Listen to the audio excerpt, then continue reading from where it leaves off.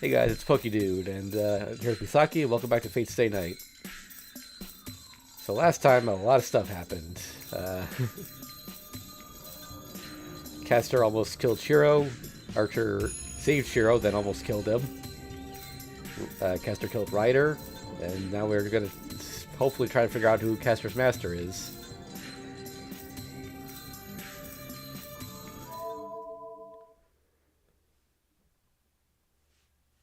Interval level 1.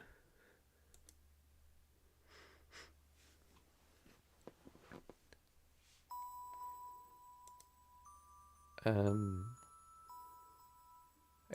hold on a second, I'm trying to. I think this is Rin. I see a dream. I see a memory that I cannot reach through a small connected circuit. For what he did, for what did he fight, and for what did he keep running? He never told anyone about his motives. Everyone around him saw him as either obstinate or a weird person. And on top of it all, he didn't talk much, so I bet he was thought to be ruthless. His intentions were not known. At the very least, nobody knew about them. He never talked about his intentions even after he became a hero, and was burdened with many things. That's why he appeared suspicious to the people around him. It's because nobody knows his intention. He conveniently saves people in danger, but nobody knows why he's doing what he does. See, it's inevitable that people would feel uneasy about him. He should have had a reason. Greed, pride, selfishness, lust, vengeance, or devotion. Simple reasons like those, which are easy to understand if he'd had any one of them, such an end should not have awaited him. His reward for success was always betrayal. The things he picked up sifted through his fingers like grains of sand. He got used to it. He got used to it like an idiot. From the very beginning, his reward was not what he received from the people he saved, but the pure action of saving someone. The repetition of it makes me so mad that I want to punch him, and it also makes me want to cry. The reason he was called a hero, his intention was never revealed to anyone. Nobody around him knew, and he, the only one had to know, eventually forgot about it himself.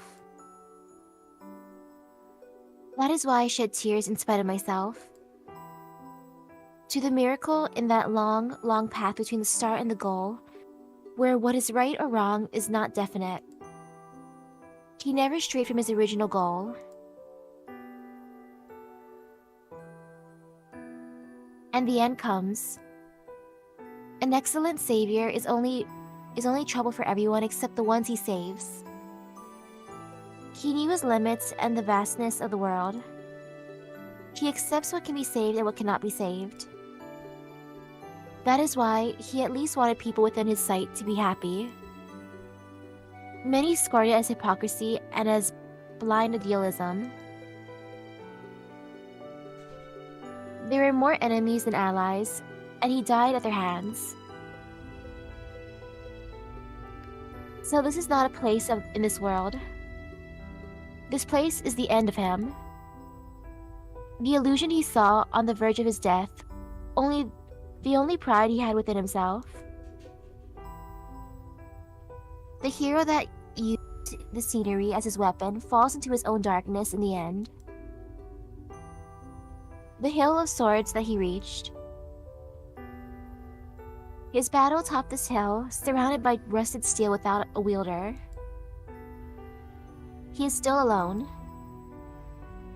But he thinks there is nothing to regret if he was able to save everyone that appeared within his sight. And he smiles in satisfaction, lets go of the sword, and crumples down. That's why he never had any regrets. His objective was already accomplished long ago. From the start, he ran with his utmost effort, not for himself, but for strangers who shouldn't have meant anything to him.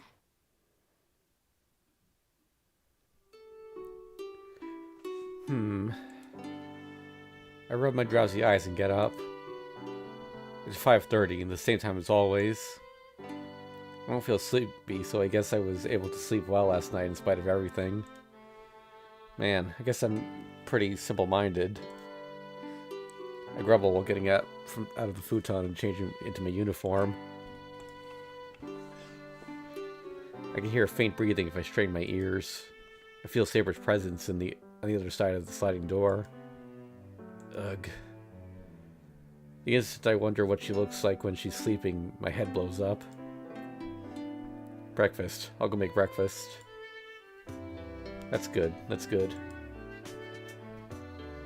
I shake the indecent thought out of my head and go out of my room quietly.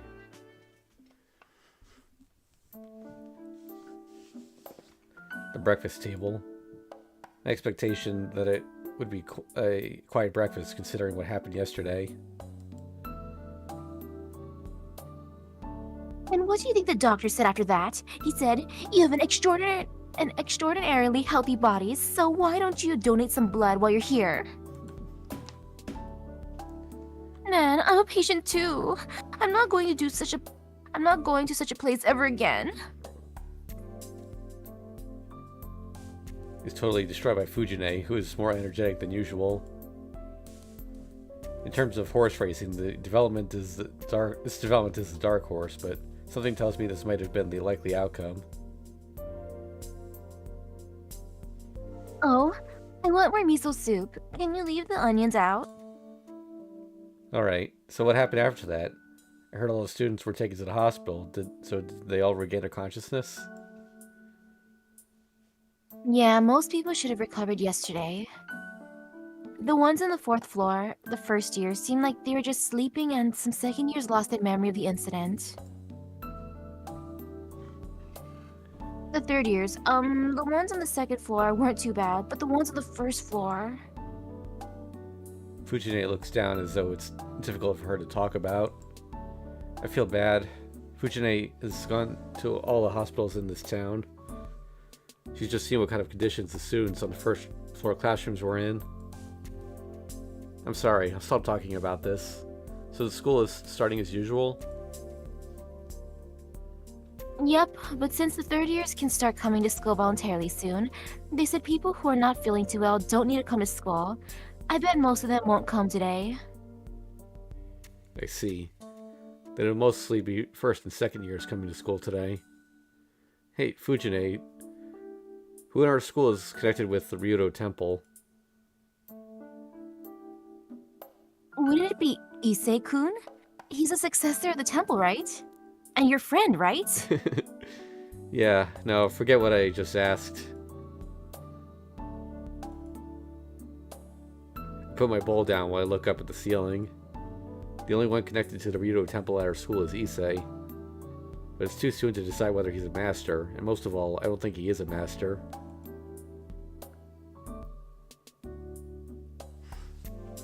Let him go now. Take care while I'm gone, Saber. You too, Shiro. Even though the boundary field is gone from the school now, you cannot let your guard down as long as Caster's master is there. You only have one more command spell, so please be very careful. I know. If I find Caster's master, I'll come back home and report to you first. Yes, I shall stay here and replenish my magical energy to meet your expectations.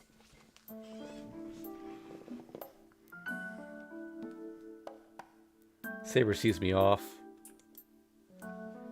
Seems Fujine has more things to take care of regarding the incident yesterday, as she went to the hospital right after breakfast.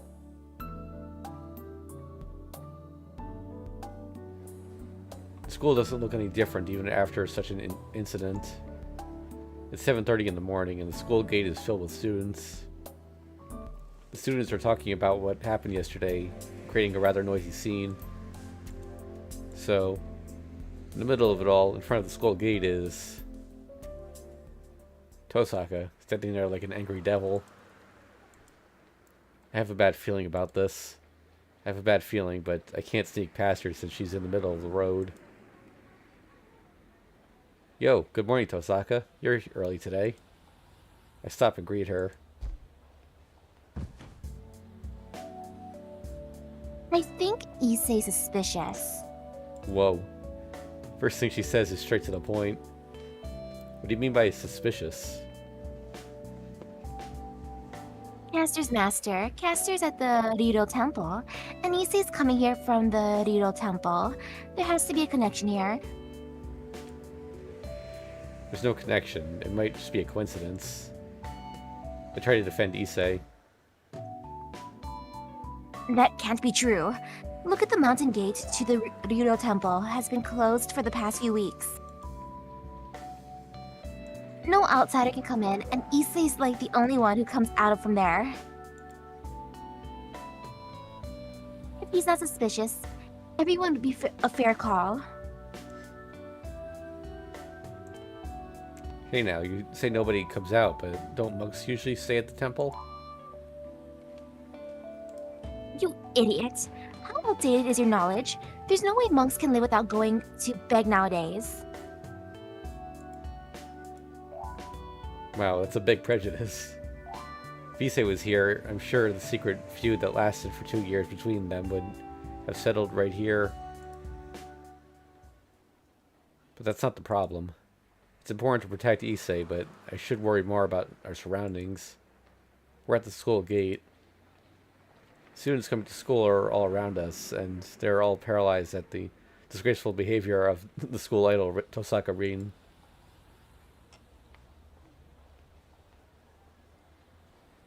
What's with those eyes? What, are you going to stand up for Issei? Heh, fine. If you're going to ignore the obvious, I'll go and solve things myself. But our school idol is the only one who does not realize the situation. Tosaka, come over here. What? Are you going to run away? I won't run away, just come this way.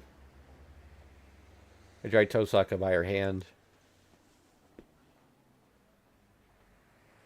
Hey, Emiya-kun? She can complain later. Just let me get away from here as fast as I can.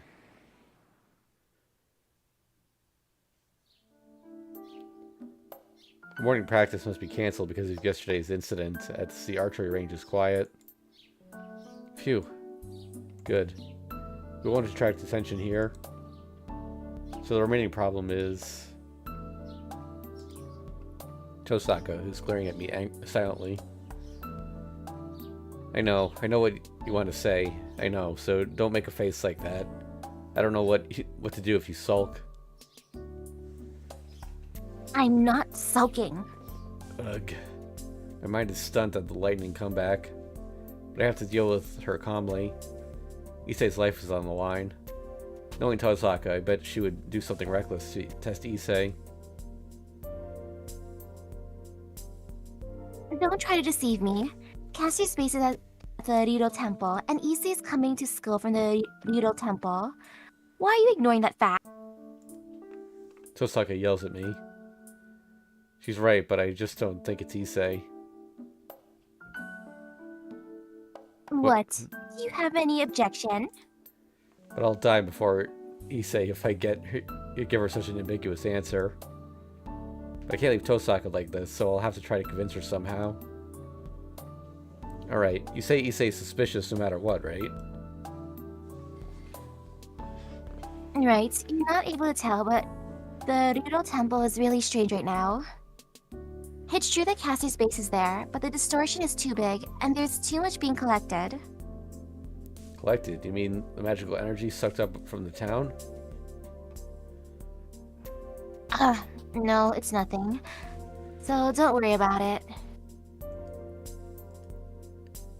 You're more suspicious than Issei right now, Tosaka.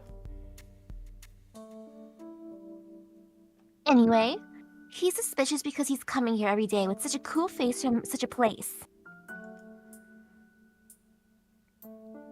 Yes, I always thought I needed to give him a kick, so this would be a perfect opportunity. Tosaka's furious. I heard they weren't on friendly terms, but I didn't know it was this bad. Actually, what the hell did Issei do to Tosaka? I'm a bit curious as to what could cause Tosaka to be so drastic. No, now's not the time. Yeah, I agree that Issei's position is a suspicious one. Of course. You would be guilty too if you keep on defending him. Yeah, so leave Issei's case to me. I'll find out if he's a master or not.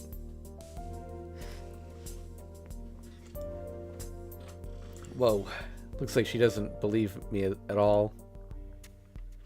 Trust me, I won't hold back on Issei just because he's my friend. Nor will I lie to you. First of all, this is all needless worry. There's no way Issei could do something so evil. The silent pressure continues. I bet Tosaka's worried that I might go easy because Issei is my friend.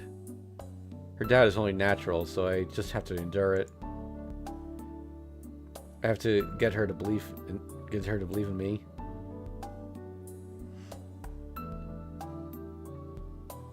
Alright, I'll leave Issei's case to you. Tosaka. I sigh with relief. But how will you figure it out? Do you know how to identify a master? Huh? Tosaka asks the fundamental deficiency in this proposal. Well... Oh, don't tell me you're going to go up to him and ask, "Hey, Issei, are you a master?" Even though we're cooperating, I will settle my case with you right here, if you're going to do such a stupid thing. Ugh. She's mad. She's really mad. Hold on, it's alright. I have a way to figure out if he's a master or not without asking him. I'll settle this case today, so please don't do anything. I'll contact you once I figure it out. You're right, cooperating is like this after all. She starts walking away with a gesture that obviously tells me she's not content. I'll trust you, but don't do anything too stupid. If Issei is a master, don't do anything. Doing anything stupid would only result in death. Saying so, Tosaka goes back to the school building. I see her off. Huh? Could that be... I realized she might have been worried about me.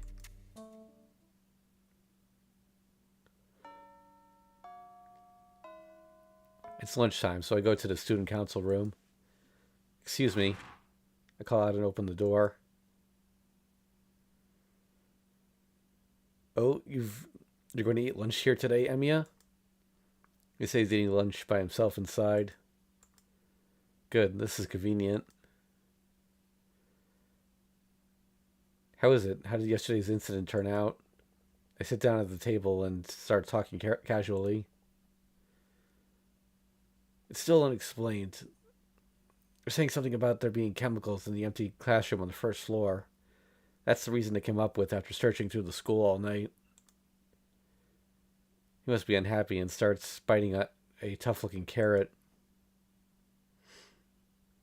But you were lucky. You skipped school after lunch and managed to avoid the disaster. Yes, I guess you were rewarded for your good daily conduct. He now sips on his tea happily. Man, this isn't the right atmosphere to interrogate him, so I'll wait and see for a while.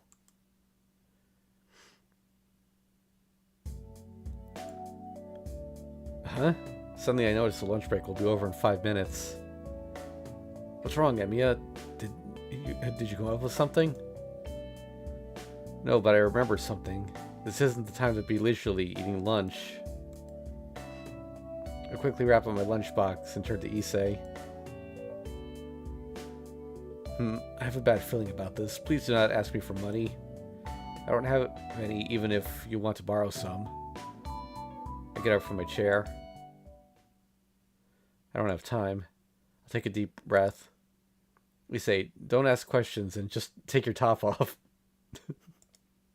I clearly state what needs to be done. What? I told you to take your uniform off. Take your shirt off as well.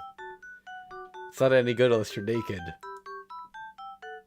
What are you asking for? Are you insane? Is this a new way to question me?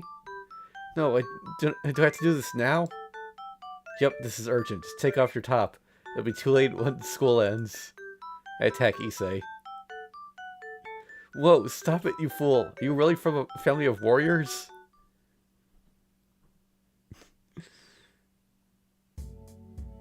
Sorry, there's no Issei route, so we don't get to see any of that. Alright. To summarize, I didn't find a command spell on Issei's body. I checked thoroughly, but I didn't find anything like a command spell. Good. This is really good. And not to myself. Poor Issei. What's so good? What's with you doing all this for nothing? Oh, yeah, I'm sorry, Issei. I can't tell you what's going on, but I needed to check something. I'm done with it now, so there's no longer any problem. I bow and apologize. Okay, if you think you have done something bad, it's natural for you to apologize. Issei goes silent with a serious face. Now the search has gone back to square one. If Issei, the one at Rito Temple, is innocent, there's nobody else that might be Castor's master. Hey, Issei, is there something strange going on at the temple? What do you mean by strange? I don't know, but is there anything that's different? Let's see, if you mean recently, there is an unfamiliar woman, but that's about it. My father and brother are as always. Issei says so, naturally. There's an unfamiliar woman. Could that be Castor? Well, I'm sure she could pretend to be human without a problem. Or would that be Castor's master? Maybe I should ask Issei about it. I'll put a save down. Guess I'll ask him. Guess I'll ask him about it. She's not one to reveal herself to the ones living at the temple, but I might be able to get some clues. Issei, can you tell me about this unfamiliar woman? Is she from a foreign country, or is her face covered with something like a turban? What is that? We would kick out such a strange person. I don't know why you're asking, but she is a legitimate guest. My brother is happy that she might be an evil woman, but I strangely like her. I've only talked to her once, but she's a good person, even if she may look evil. Oh wow, so asking the question was worth it, seeing how you're praising a woman. Did you fall in love with her? Don't say such a stupid thing, you fool. I admire a part of her that she doesn't notice herself. First of all, I cannot fall in love with the lover of the one I respect as my older brother, Soichiro. Issei suddenly stops and lowers his head. I don't know if I feel dizzy or what, but if you felt dizzy or what, but Issei falls on the table and does not move. What's wrong, Issei? Is it anemia or something? No, it's not that I feel bad. He raises himself real fast. I laugh, thinking that he's acting like a coiled doll. Issei? I look at Issei without looking at my slashed stomach.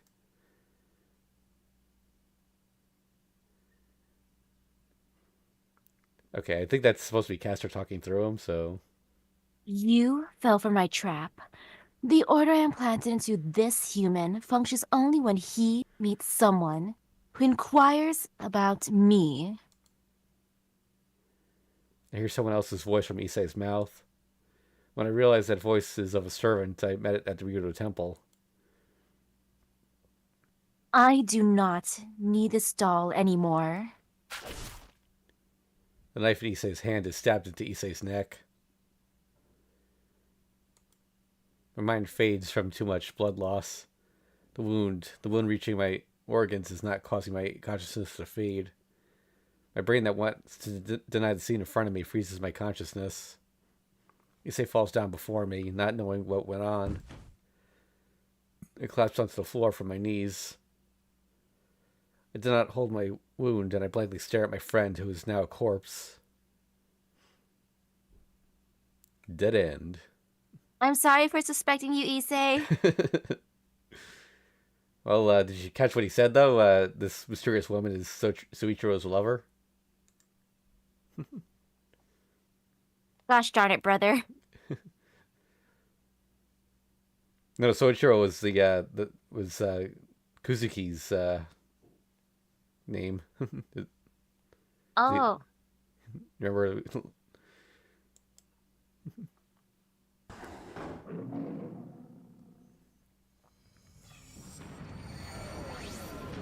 What is that supposed to be?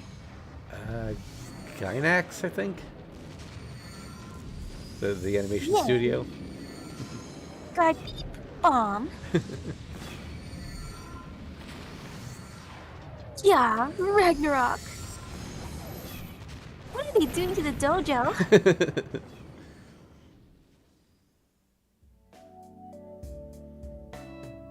Well, it only takes a second to be careful, but the inquiry could last a lifetime. I mean, the injury could last a lifetime.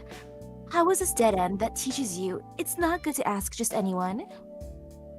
Sue, it was such an irrational and sudden death. This is exactly what I expect from fate, and it is surely splendid.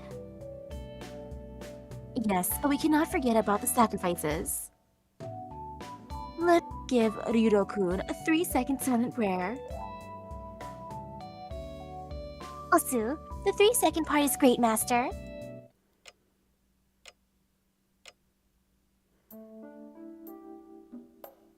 So, Ilya-chan, what is going on with the people at the Ryuro Temple? They have artificial command spell put in them. They become this thing that executes this one command when they find someone that breaks one of the 3 rules Caster established. She's good at making things. If she ever captures Shiro, I bet she'll turn him into a formal tool just to support her magic. Evil. I acknowledge Caster's evil. As a teacher, I cannot forgive anyone that would use others as they wish. I don't know about calling her evil just because of that. It's true that Caster is weak, sly, and cowardly, but she's not truly bad on the inside. Why are you sticking up for such a witch? Do you have something in mind? Huh? No. I just want to say it's not bad to bind someone with magic. Oh, I remember. You've done worse to Shiro. Damn, you found out. Oh, can't beat that Shinai for some reason. It's only natural. No magic is allowed in this dojo.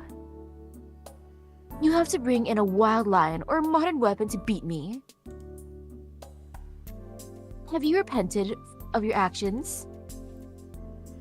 Yeah. I won't do anything bad again. Yes, that's a good girl. The boy's wish is granted as well. Rejoice, Shiro. Ilya is nicer in this route. Fine, so I'll just have to stay quiet on this route, right? Well, it's not smart always to be going on a rampage. You can help Shiro in this route and take one of the other heroines. What? You have put that much thought into this? And Loli Bruma isn't good enough, so you're taking on such a great role in this main storyline?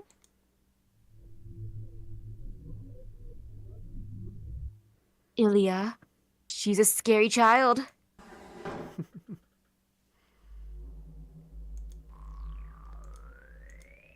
Good job, Ilya. Take the initiative. You know what? Let's not ask him. It's pointless. No, it'll be dangerous to talk about this. Issei's living at the Ryudo Temple. If he gets suspicious of this strange woman, Issei might get curious and do something. And if that woman happens to be a master, Issei would be in danger. This is it for today. I'll call it good since I found out Issei is unrelated to the Holy Grail War. Oh, by the way, Emiya, Shinji's sister wasn't at school today. Huh? Sakura's not at school? Shinji was absent as well. They were both absent without notice today, so teachers are wondering if something happened at their house or not. I'm at a loss for words, being confronted with a problem I'd forgotten. Oh, lunch break is over. Let's go back to the classroom. Oh, Issei pushes me out of the student council room. All the while, thoughts of Sakura's absence and what Shinji may have done after losing Rider twirl around in my head. We'll never speak of the little stripping incidents again. Oh, interlude.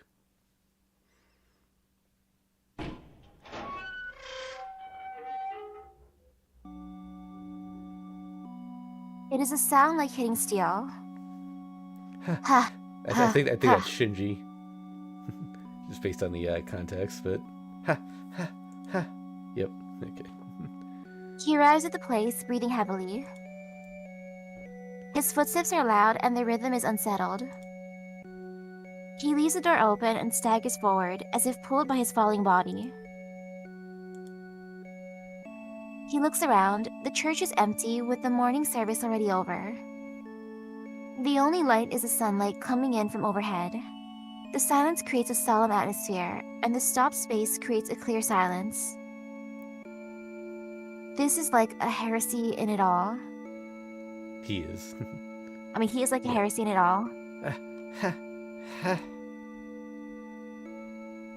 No, that is not accurate. To say he arrived is not correct. His ragged breath, his unfocused eyes, his shaking limbs are like those of someone running away. He has come here to find shelter. Now, everything makes sense. His desperation is like that prey being chased by a hound. It has been 6 days since the war started. You were the first one to come here.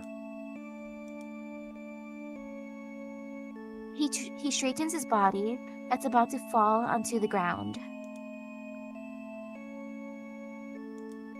When did he appear? He looks with bloodshot eyes at the priest before the altar, and he says something. The priest frowns. He did not completely understand the boy, but it seems he is asking for help. He wants protection. A master that has lost his servant may ask for protection under the condition that he withdraw from the war. The place of retreat, the last sanctuary, is this church. And the master of this place is the priest called Kotomine Kirei. Then you will withdraw from this war, boy? The boy reacts like fire to the quiet voice. Of course. Are you telling me to die? I can't kill anyone without a servant, so I don't want to be a master. I'm a normal person. I'm a victim, right? It's unfair for anyone to kill someone like me. The priest does not answer and only looks at the intruder, as if to peer within his skin, bones, and meat. What, do you have a problem? No, you are the first to withdraw this time, and you are the first user of the church since it was built. I shall treat you properly in the stead of my father, who started this place. Huh? What? I'm the only one who retired? Damn, this is shameful. I don't know what my grandfather will say if he finds out about this. Man, this is all you guys' fault. It's so unfair that I got a piece of shit like Ryder. Speaking of his grandfather, what's he been up to? He strikes the ground and...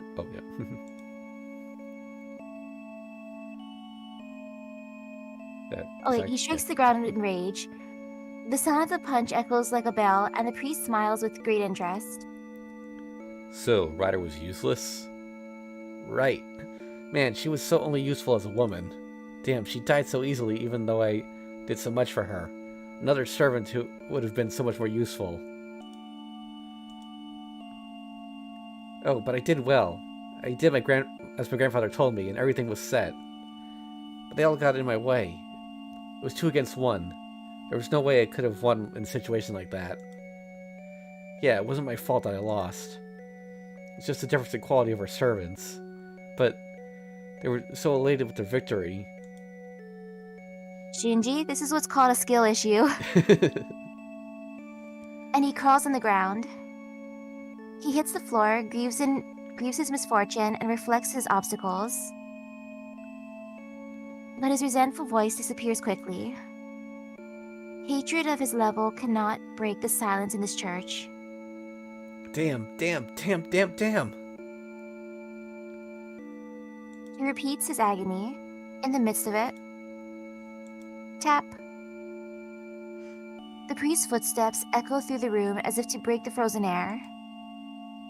The priest slowly puts his hand on the boy's shoulder. So, this means you still have the will to fight? He looks down at the loser and says so with a kind voice. Huh? He cannot understand the priest's words. The priest in black has a friendly smile on his face. You are very fortunate. There is a servant who is available right now. The priest offers a new salvation, as if suppressing his joy. Now, would that be Lancer or Gilgamesh? Is that's the question. Either way, Shinji does not deserve. Interlude out. School's over. Must be because of what happened yesterday. The students are not allowed to stay at school for any reason. There's still time until the sun sets. Okay, let's put a save in here. Let me check the flow chart. Okay, so we don't have a lot of wiggle room for the points at this point. One of these choices will give us no points, one will give us a saber point, and one will give a Rin point. We have to get one of the 2 points here, and then later there's going to be another choice where we have to choose between Rin and Sakura points, or saber points, rather. So we have to get one of them, but not the other, if we want to be able to choose our ending later. So do you want to get the... So if we go to the Mato house, we will get a Rin point now, or if we make a meal, then we'll get a saber point. So which one do you want to do right now? I'm worried about Sakura. Like, sorry, Saber, but you already had her out. Okay. Go to the Mato household. I'm worried about the absent Sakura. There's a thing with Shinji, so I'll have to go check up on her.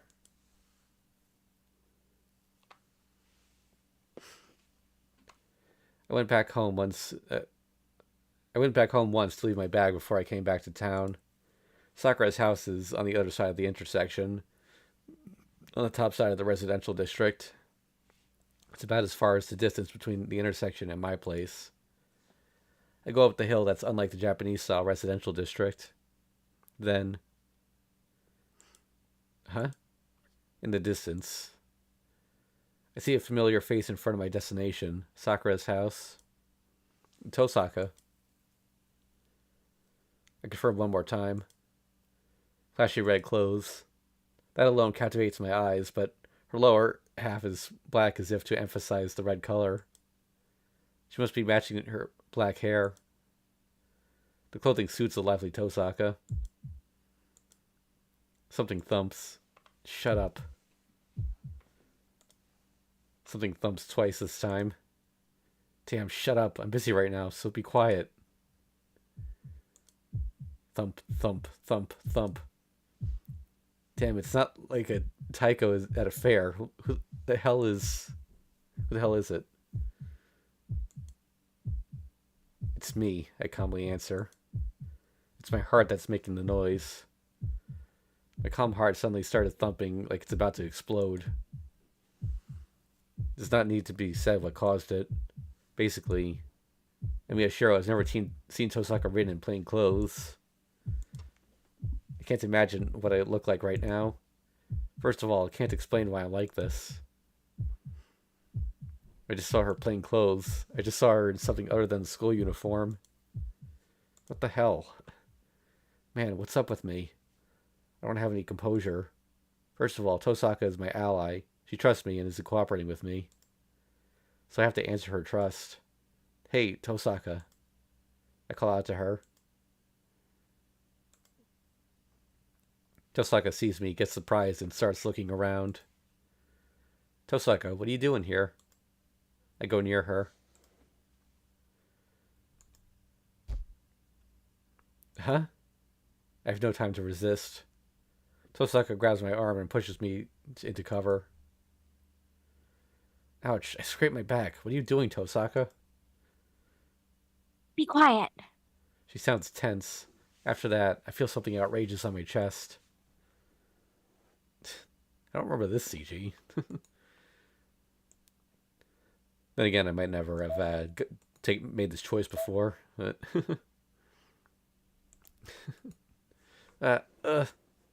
no, it's really soft. My brain is blown away.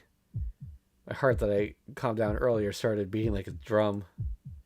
I bet it's it's in 16 beats, and I'm sure it'll turn 360 at times.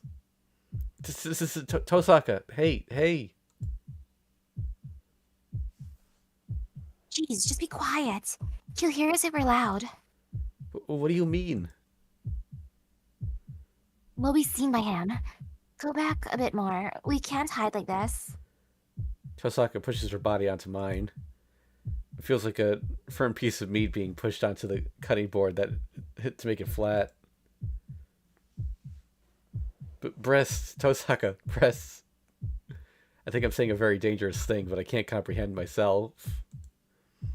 Sensation is so great that my brain is turned into a sponge. I told you to be quiet. Can you see him, Emiya-kun? The strange guy that's standing in front of Sakura's house. Huh? My boiling brain stops instantly. Something strange is standing in front of Sakura's house? There's someone there. There's certainly someone there. Blonde. A foreigner? Yep, he's been watching the Mato's house for about 30 minutes now. I don't think he's spying on it, but I don't like his eyes. I can't see his eyes from where I am. Tosaka, let's switch places. I want to take a look as well. Oh, we can't, you idiot. He'll see us if we go out now. Hey, he's coming. He's coming this way. We try to hide ourselves in this confined place. The footsteps approach. He goes down the hill without stopping.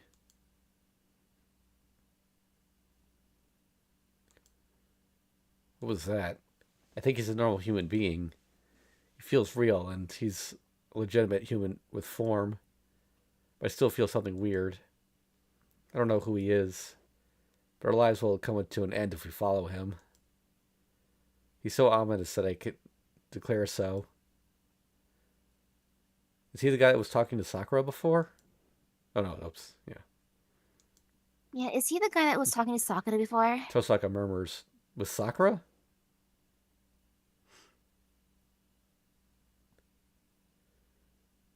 Wait. Yeah, I guess he asked Sakura for directions, but she couldn't understand what he was saying. What?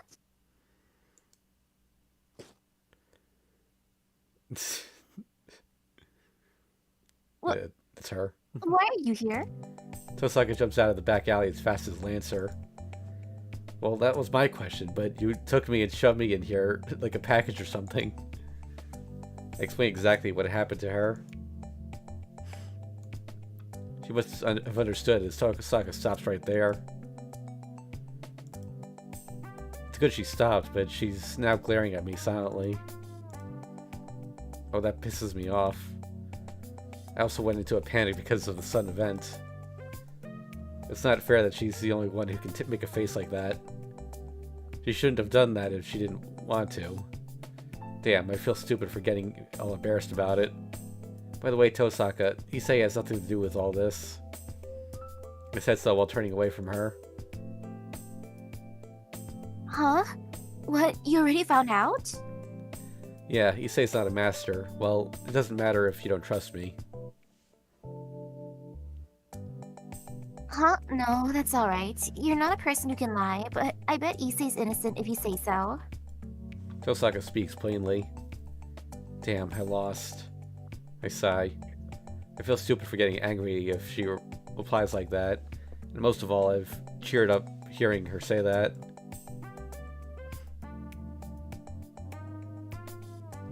But how did you check? I didn't feel a master's presence or ma'am, so you should only have been able to check by attacking him. Huh? No, I only checked if he had a command spell or not. That's something he can't hide no matter how much magical energy or master's presence he hides, right? I mean, that is attacking him. Oh yeah, it's simple if you just look at his arm. Tosaka nods in assent. But she tilts her head in wonder as if she thought of something strange. Hey, Mia-kun, how did you check for Issei's command spell? I just took his clothes off. He fought back, but I took off his shirt by force. Tosaka freezes while looking at me. How strange of her. What part of that is strange?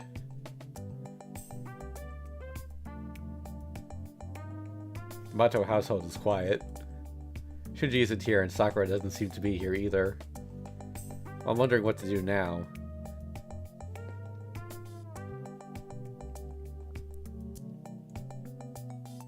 Oh, did you come here because you were worried about Sakura? Tosaka says so as if it's natural to ask. Tosaka, you know Mato Sakura? Well, I'm an acquaintance of hers.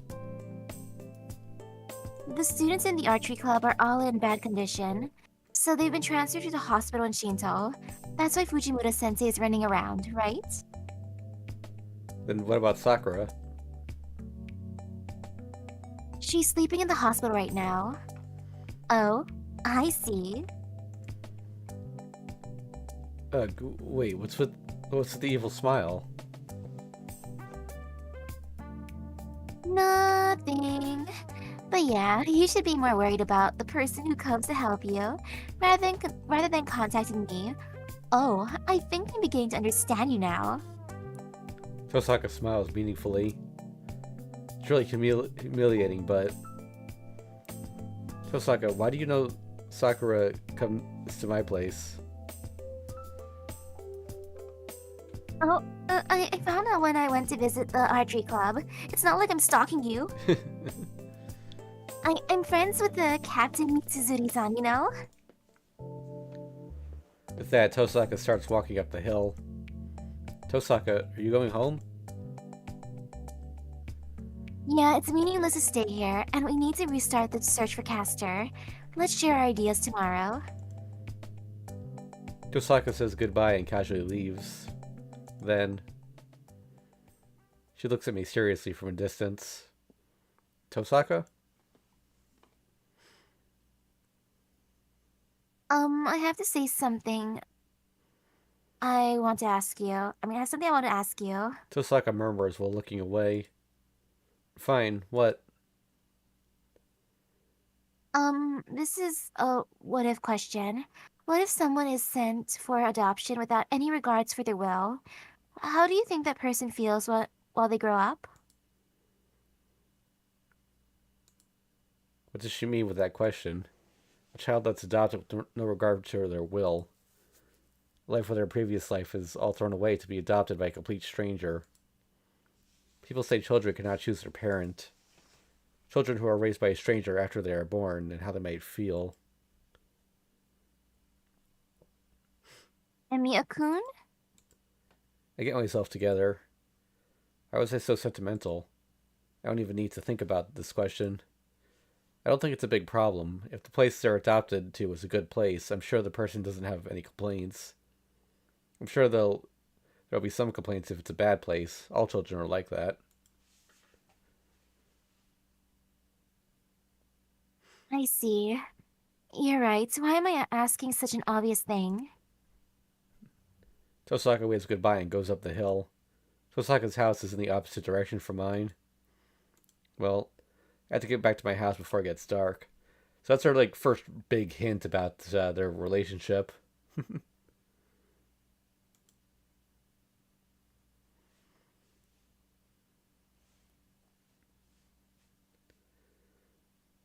Dinner ends before I realize it.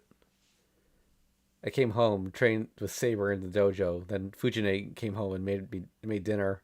We ate together, and now it's already past 8.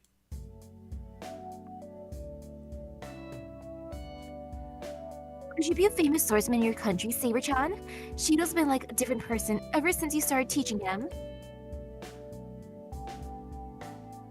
I am surprised about that as well, but it seems Shido has a different teacher, so it is not my doing. We're drinking the after meal tea now. It's good that Fujine and Saber are getting along. I don't want to interrupt, so I'll quietly drink tea and rest my body that is tired from training with Saber. He has 2 teachers? Does that mean he's cheating on you? It seems he is not conscious of it, but I have decided to tolerate it since the result is good. Shido should learn techniques that are suited for him. His body's already fit, so all that's left is to learn how to move his body properly. Oh, exactly, Saber-chan. Shido has been training all this time, so his body is really fit. It's just that he wasn't motivated until now. Training his body. I see. I am sure he would have trained his body having a dojo like that. Additionally, he had an opponent like you, so it is impossible for him to have no talent. She nods emotionally and takes a sip of tea. Then, No, it's been a long time since we last did kendo there. That place wasn't used for kendo before you came here. Fujine corrects Saber while biting on a rice cracker. It was... not? Did you not use the shinai at the dojo, Shido? Saber looks at me with surprise. Well, no, I haven't used it since my father died. Yeah, Shido was fighting Kiritsugu-san any chance he got. But he stopped using the shinai after Kiritsugu-san died. I'm so sad. Munch, munch. Fujimura Tiger nibbles on the rice cracker while resting her hand on the table. I have a bad feeling about this. When Fujine acts like this, the conversation always goes to... Man, I wonder why. He was such a kendo boy back then. But he's just a bum now. I can't say he had talent for swords, but he was pretty good at archery. But he quit, you know? As I thought, Fujine, stop talking about the past. Let's just leave. It's just really negative. I glare at her. Fujine sulks and eats the rice cracker. Phew. It seems she's done now.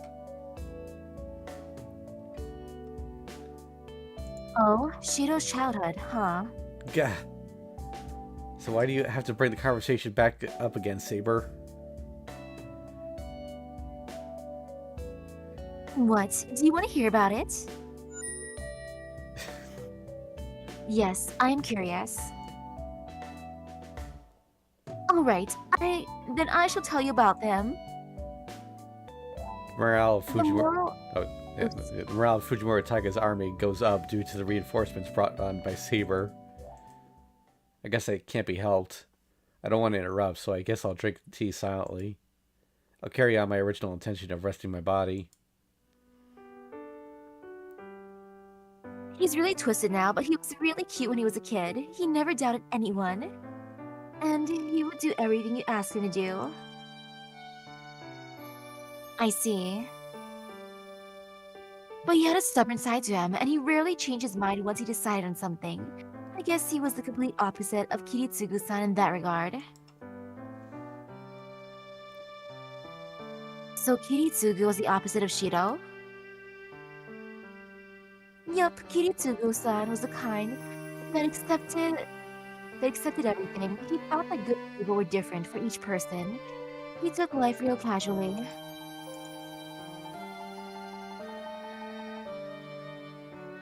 But he would try to do something about it every time he saw someone in trouble, and Shido was always trying to imitate Kiritsugu-san. Shiro was more particular than Kiritsugu-san, so he wouldn't beat up the bullies, saying bad things are bad. Yeah, Shiro's been trying to be a superhero since then. Fujine happily talks about boring things. And beside Fujine, Why do you try to be a superhero? Saber asks me a natural question. Well, it's hard to explain, I guess because I admire them. Admire?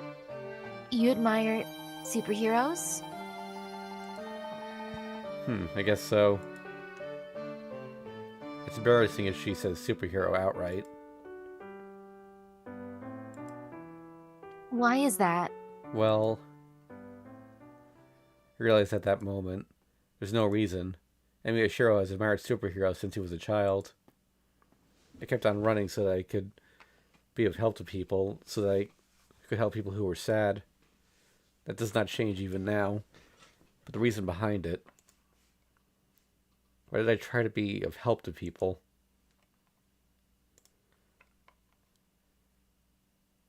I'll make you dream. I'll make you dream. That's the answer. That was the end of the person that meant anything, meant everything to me.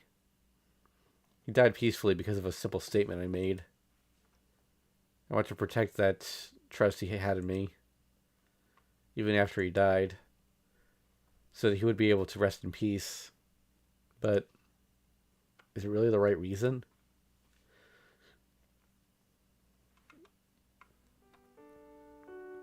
Shiro? I hear my name and get a hold of myself. Oh, sorry. I'm going to my room now. Driven by an unknown uneasiness, I get up. I leave the living room as if running away from something. No, not as if I did run away. It was a natural question. But I was scared something might be revealed if Saber started at me like that. Stared at me like that.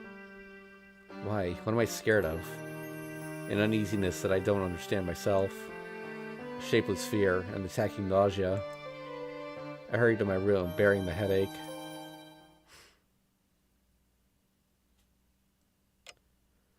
Fujine went home, saying that she had to work to do tonight.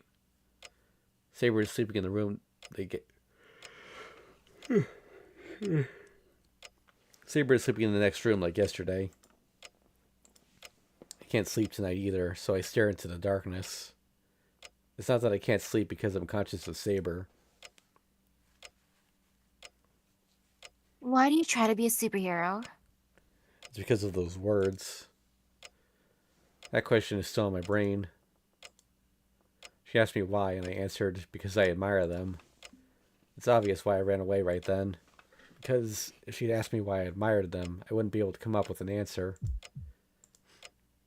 No, I have an answer, but I'm unconsciously restraining myself from ever saying it. The reason to be a superhero. Why ask that now? I was just desperate to be like Hiritsuga when I was a child. I admired superheroes because there was an ideal I could not make come true. That should be the cause. The true form of the ideal I have. No, the ideal I've had since 10 years ago. I glared into the sky, thinking that if I could save someone, it would be a lie unless I could save everything. But which one is the lie? The ideal called the superhero that I've admired. The older I get, the more Shiro strays from the ideal. The ignorant child that did not know of limits has learned of limits through knowledge. What cannot be saved cannot be saved. A miracle is something too big for humans. But I believe I could be like Hiritsugu when I grew older. But all I obtained was the wisdom to conclude that an ideal is just an ideal. All I can do are remedial measures. Even though I've been attacked with the fact that it's meaningless, I've continued to do whatever I could.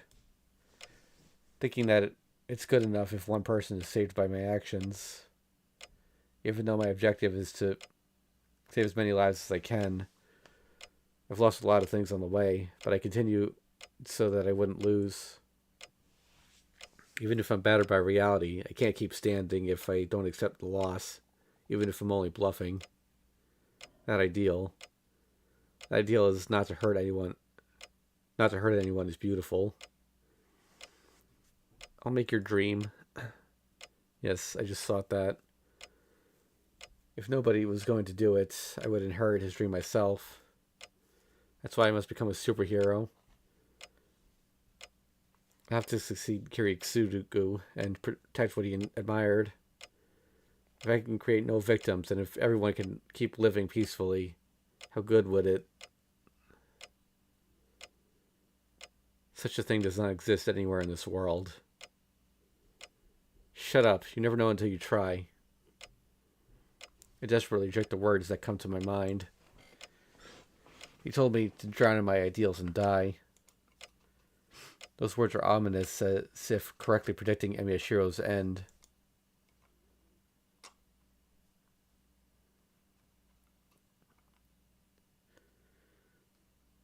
Day 9. My dear stray dead.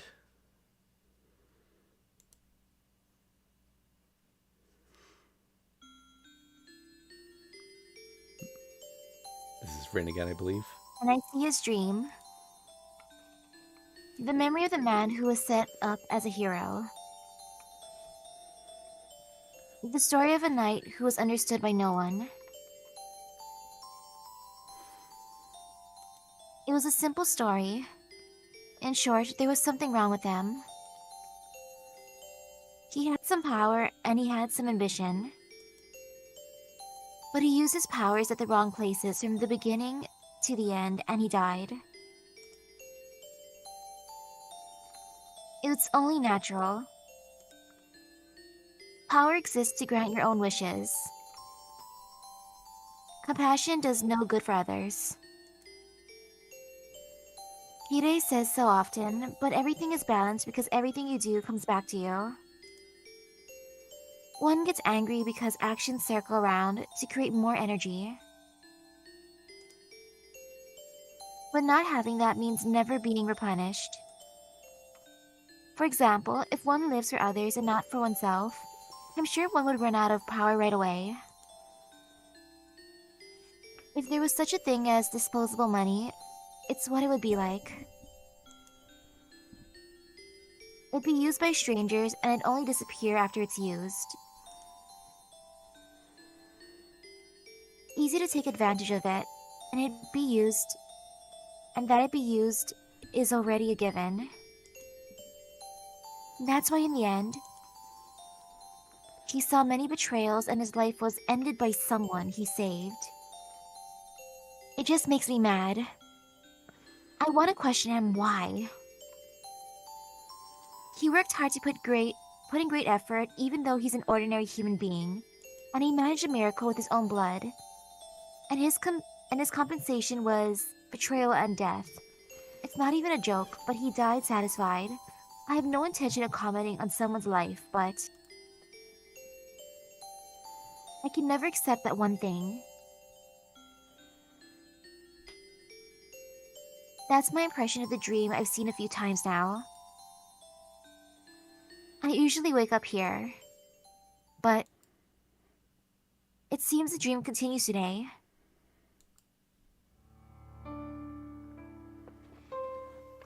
He is standing in hell. It is a scene of some natural disaster, not the result of human conflict.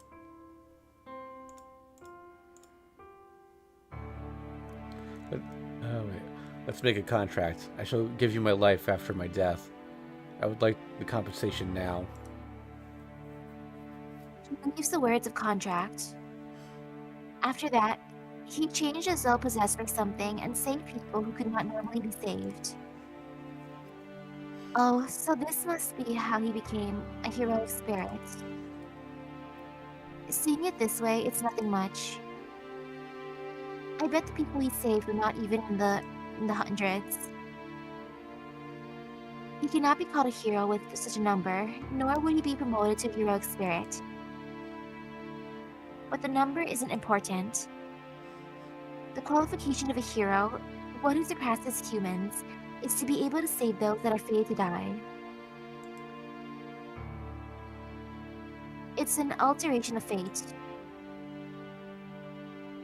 It does not matter if he does not have power as a hero, as long as he averted a disaster that could be changed, that could not be changed, however small in scope. No, the word would obtain World. the world would obtain a heroic spirit in compensation for the miracle. He became a hero and saved those that could not have been saved. As a result, he became a heroic spirit after he died, and he is now repeating what he has been doing before he died. Being a servant. I guess compensation for a miracle is to become a convenient disposable tool that will fight for others even after one dies.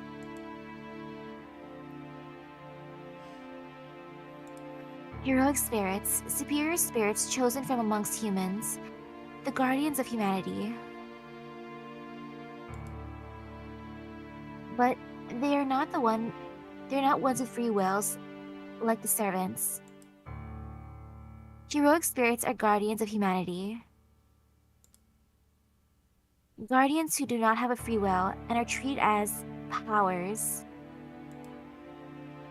They are called forth to protect the world only when a factor appears that could destroy it. They are weapons that destroy these factors. The servant system is a summoning ritual that takes advantage of these guardians. The guardians are summoned into every age, eliminate the offending factor, and then disappear from this world. I would hate to be like that, but he must have been prepared to take on that role. No, he might have even wished for it. That would be perfect if he could save people even after he died. Even though he did not have the power to save them when he was alive, he must have believed that he could avert every tragedy if he had become a heroic spirit. With that in mind, he made a contract with the world to give up his body after his death, and he saved 100 people. Believing that, you'd be able to save tens of thousands of people afterwards. How stupid of him. That cannot be, because for heroic spirit to be called upon, the place would have already have to be a place of death. Heroic spirits are summoned only into hell. They appear only when the world is about to be destroyed by people. Humans are the ones that will perish in their own doings. So the process of destruction must always be the same. Jealousy, hatred, selfishness, desire. The man who loved people and tried to be of help to them was shown the same ugliness even after he died.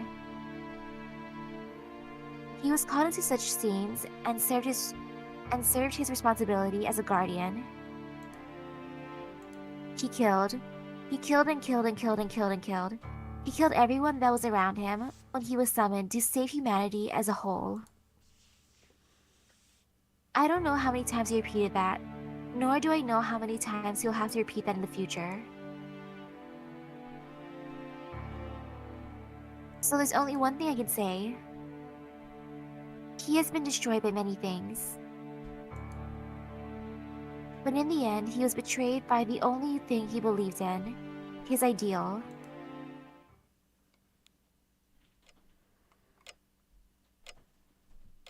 Jeez.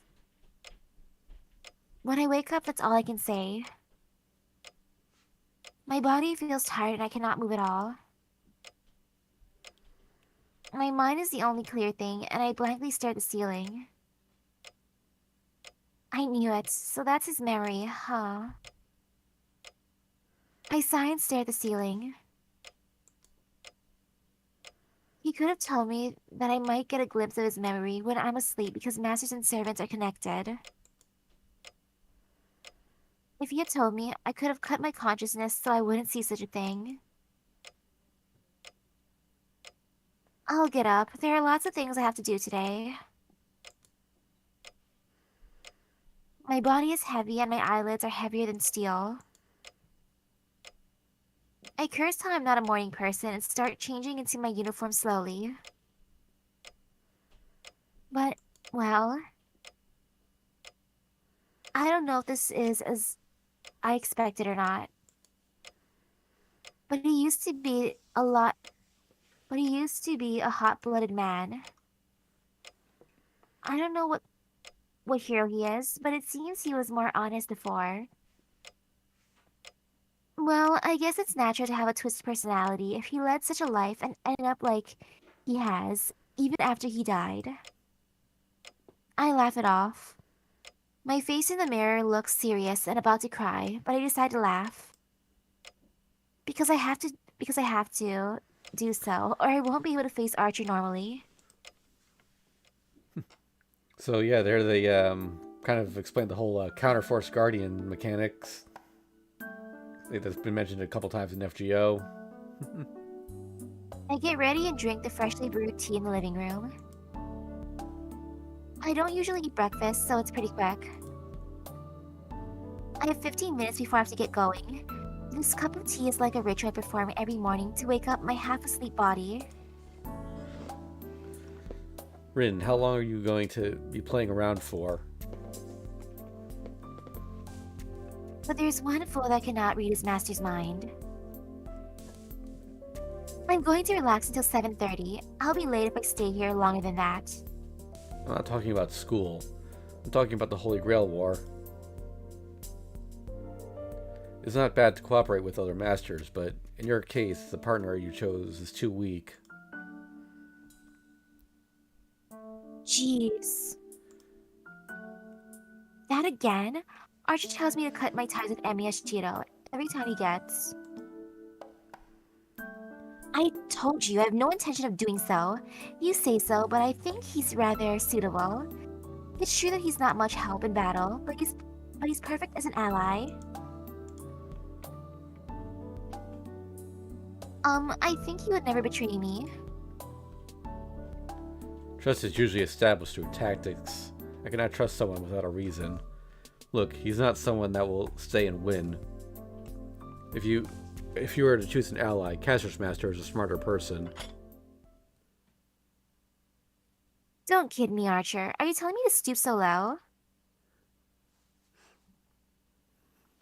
I put my teacup down and stare at Archer. Even if it may be sarcasm, I cannot ignore what he just said.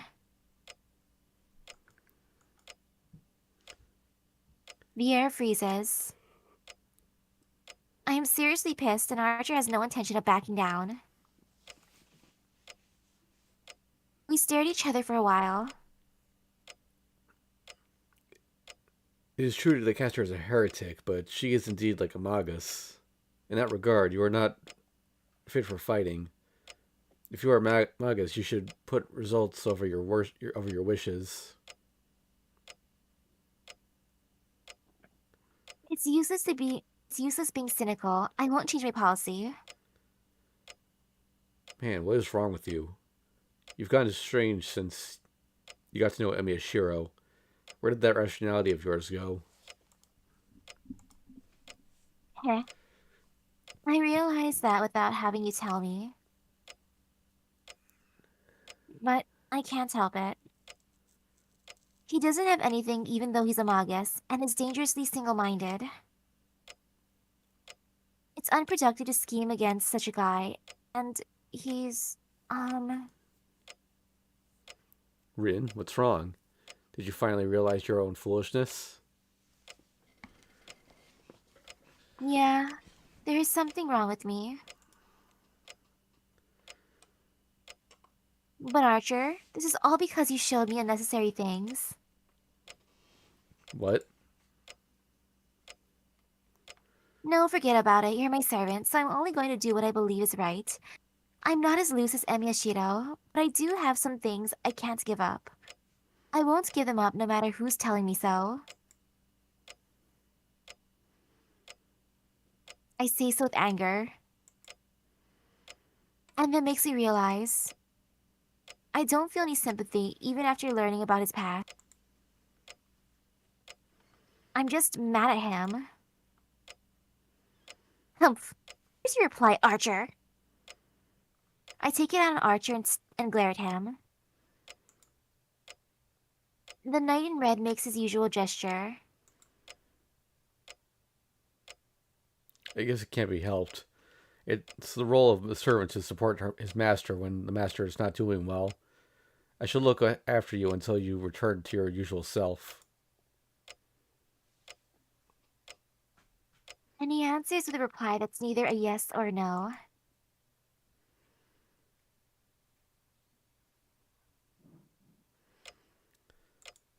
I wake up.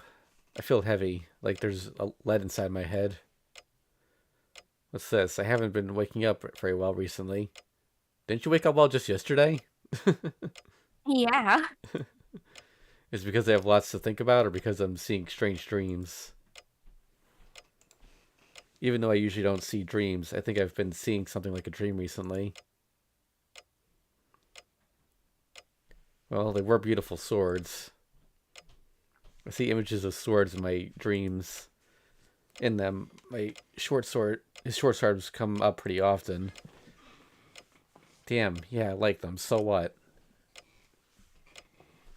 I curse the person that's not here and get out from the futon. It's before 6 in the morning. I can't be affected by strange dreams. I have to go make breakfast.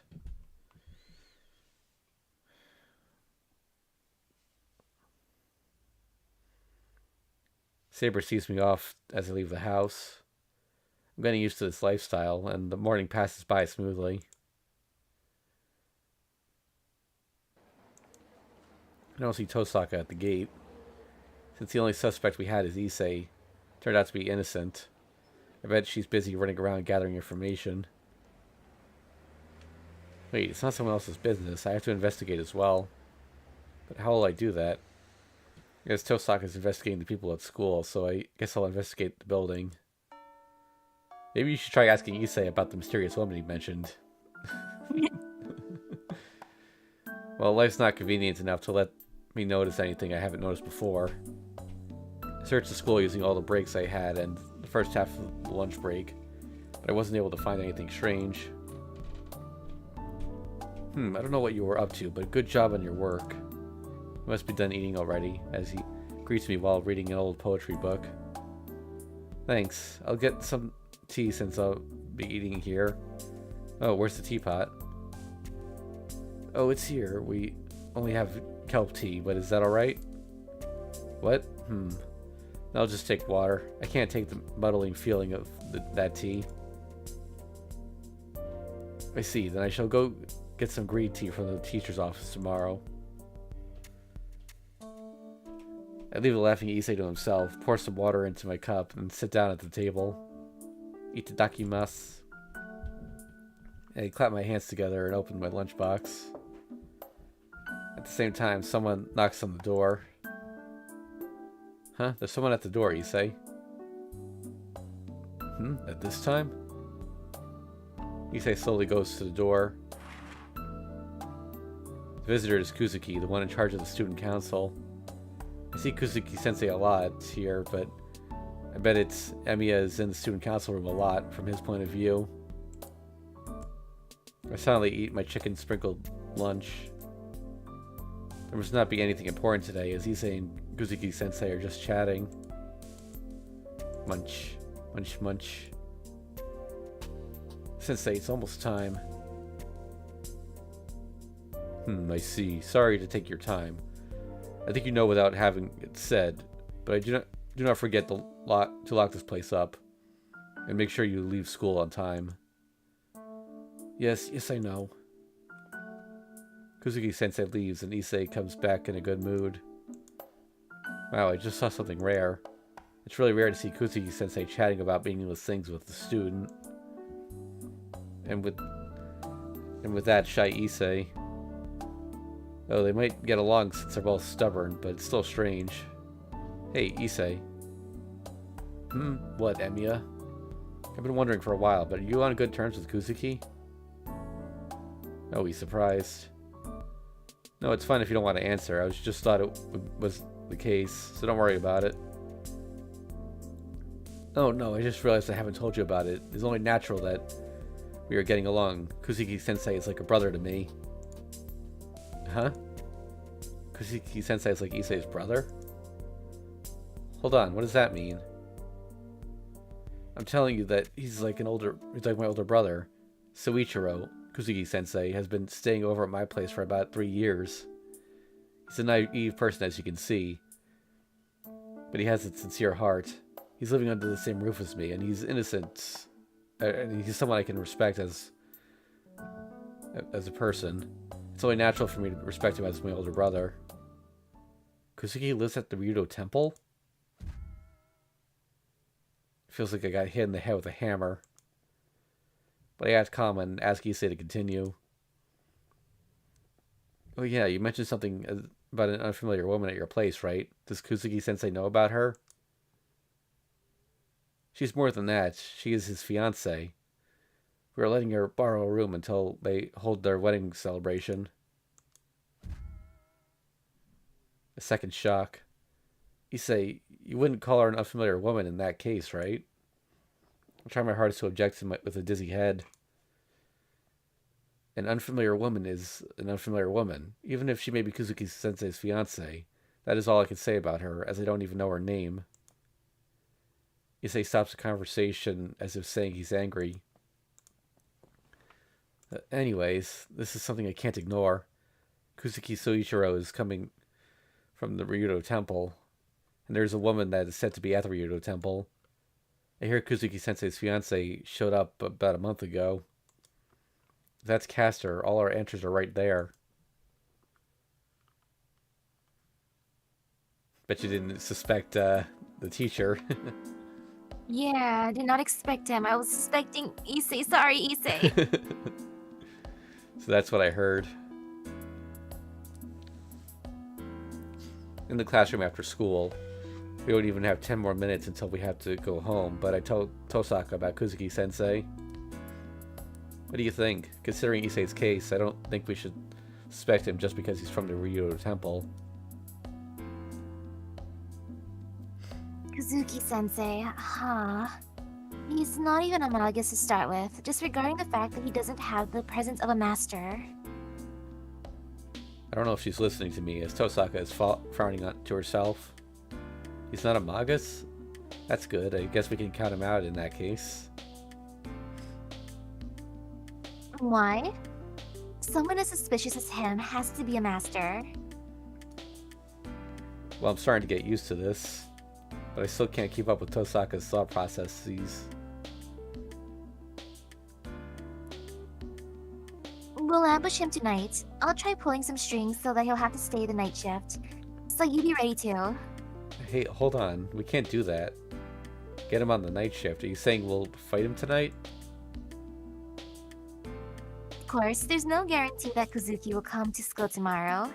We won't wait. We'll make him stay at school until night and test if he's a master not on his way home. Let me ask you to make sure. How are you going to test if he's a master or not? Using force, just like I did to you. The phrase, just like I did to you, sounds a bit sweet. So as I thought, Tosaka's a bully inside. Maybe I fought her over the playground's piece when we were small. I'm against it. There should be a gentle way to check. We shouldn't have to take such dangerous measures. It's not dangerous. I'm not indiscriminate, you know? I'll just shoot a light gun shot at him. If he's a normal person, he'll just sleep in for 2 days in the cold. Oh, that's a problem as well. If Kuzuki is a master, we'll get into a battle right then and there, and we're the ones attacking him. We wouldn't be able to talk to him. I don't get it. That'll be even more convenient. What part of it do you think is dangerous? I'm the one that doesn't get it. I'm talking about how dangerous it'll be for you. Tosaka must have finally realized as she stops the conversation. But that's only for an instant. I see. That's fine as well. I'll just do it by myself in that case. She easily concludes. Damn. I guess it's meaningless to say anything to her once she's determined to do something. Alright, I'll go along. I don't know what reckless things you might do if I let you be. That's my line, jeez.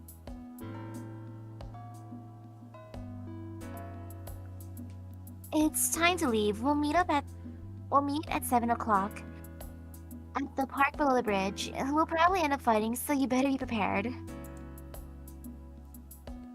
She looks away and walks off.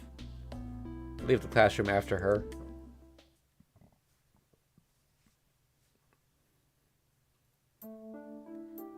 Then we will attack. Oh, it's her. Then we will attack Caster's master tonight. We still don't know if Kuzuki. We still don't know if Kuzuki's a master, but that's pretty much the plan. I report to Saber about today as soon as they get home. Saber must agree with Tosaka as she's hyped up already. So we won't be trained today. Oh no, it's yeah. So we won't be training today. I'll go make dinner right away. So let's get ready for tonight. Wait, is it bad to eat dinner before going to battle? Huh? Why are you asking? I believe there will be a problem if we get hungry during battle. Well, I was thinking that it might be too heavy. We don't even have an hour left, so we might be better off eating after we come home. Oh, I do not think that is the case. It is a quality of warriors to quickly digest anything we consume. I do not think food will be bad if one has been training and has led a proper lifestyle. Does that mean I can cook dinner? Yes, I believe we'll have more energy that way. I see. I have trained to be able to move right after meals, so I guess there's no problem. But I'll make a light dinner just in case. Then I'll be going to the living room. How about you, Saber? I cannot bother you. I will stay here and calm my mind. I guess you'll be sitting here Japanese style in meditation. Alright, I'll come get you once dinner's ready.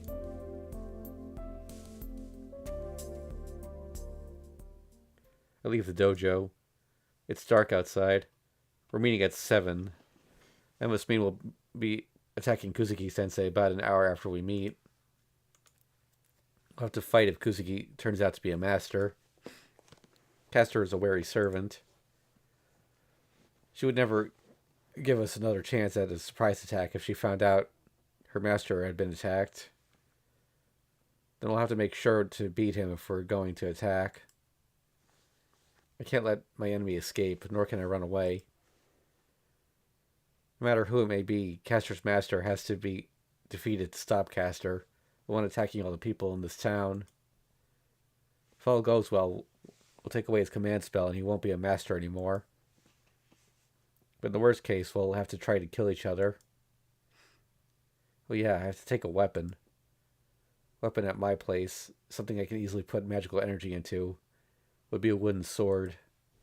My success rate of strengthening magic has been pretty good recently, so even a wooden sword would become a good weapon.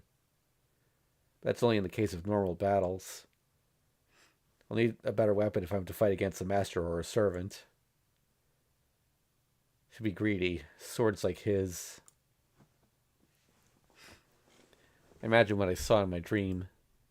Twin swords of black and white. If they're about that long, I should be able to use them. And most of all, I could fight decently if I had those swords. I'll be able to protect myself, not be a burden on Saber, and be proud that I'm Saber's master. Man, it's meaningless to ask for something you don't have, you idiot. My shoulders slump as I head to the porch. I'll just do what I can. For now, I'll concentrate on making dinner. Saber always seems so serious, but it seems Saber is looking forward to the meals. It's been a recent secret joy to make her happy.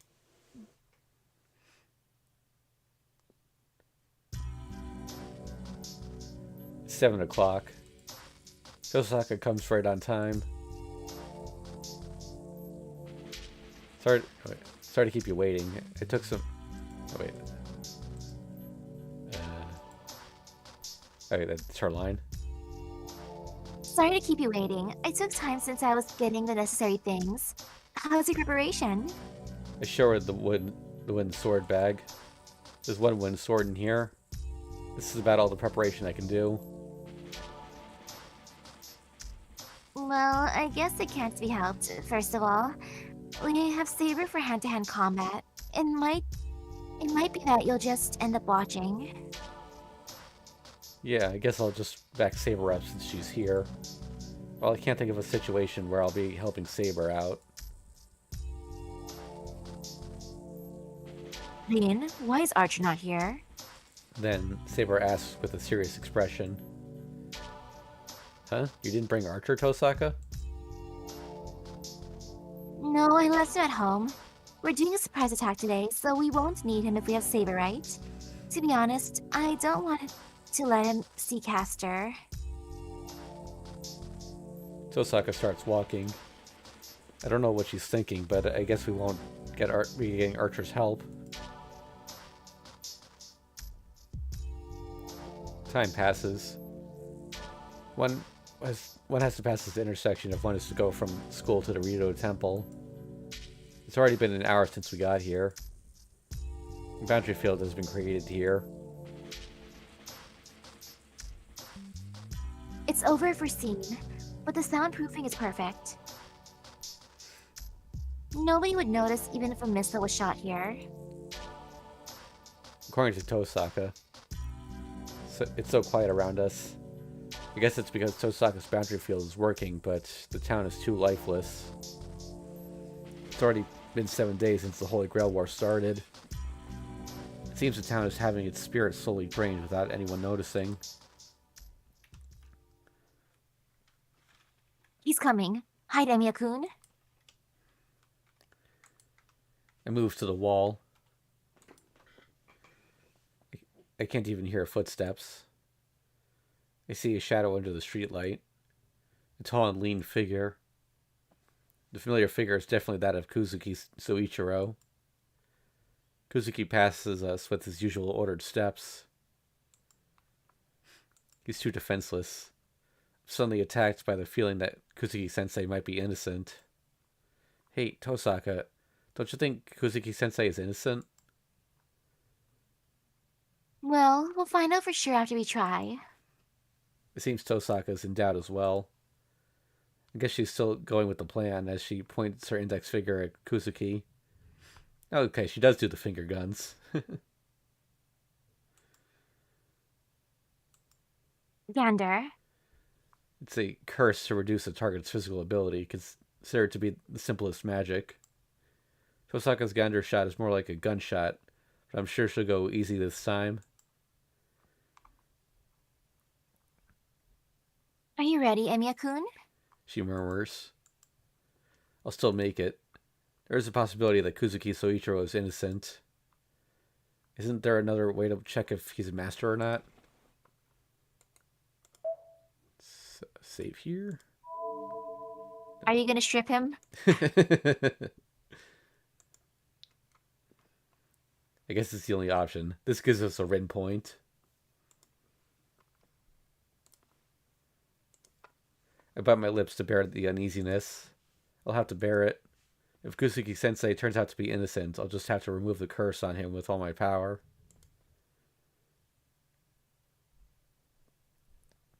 I'm shooting now. She takes a small breath, and right after that, a black bullet is released. She must have made a sound on purpose. It is slow, and the black haze goes for Kuzuki like a pitcher's change-up. A wind of disease that will cause him to be sick in bed for 2 days. But 2 days of inaction is fatal for a master. There has to be some kind of reaction if Kuzuki-sensei is a master. Crap. Tosaka jumps. Kuzuki does not react at all. Tosaka's Gander shot mercilessly hits Kuzuki Soichiro's head. But right before that, it is nullified by a robe that suddenly appears in the sky. Oh. The man that was supposed to get hit by the Gander shot looks at us. As if saying he knew we were here all along. Tosaka. I'll quickly take the wooden sword out of my bag and put magical energy into it. There's no time to be screwing up strengthening magic. A robe that appears in front of Kuzuki now takes form. Female limbs appear from the bluish purple robe. Teleportation. A complete teleportation is considered to be sorcery even in this modern world. Caster has easily performed such a thing to appear in front of us.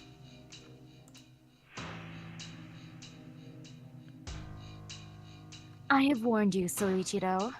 I told you to stay at the Riro Temple because such things can happen. She must think nothing of us as she calmly talks to her master, Kuzuki. That is not true. We did catch a target. Yes, the fish aren't that large, but it makes no difference since this is quite a haul. Come out now, you foolish magus.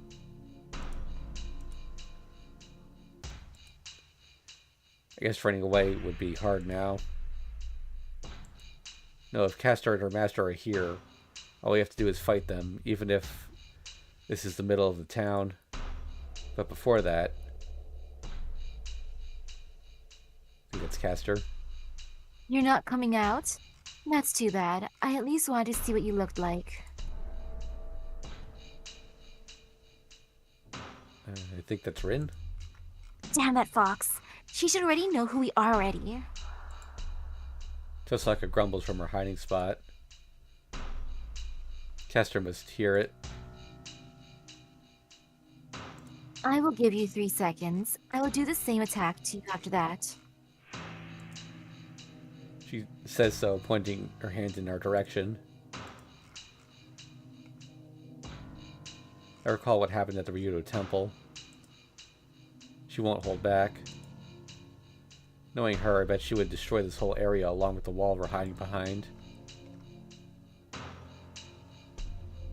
Emiya-kun, jump out when I give the signal. Saber, are you ready? I sense her nodding behind me, but there's something I need to confirm before that.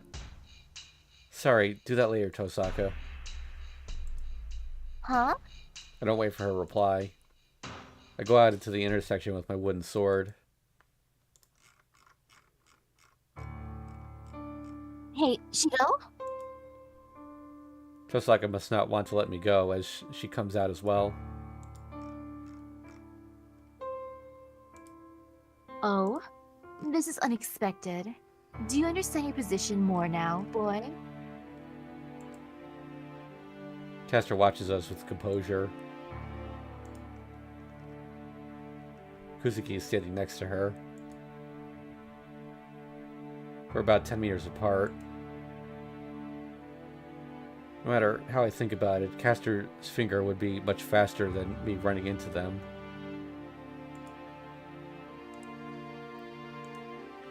But I show myself in spite of that.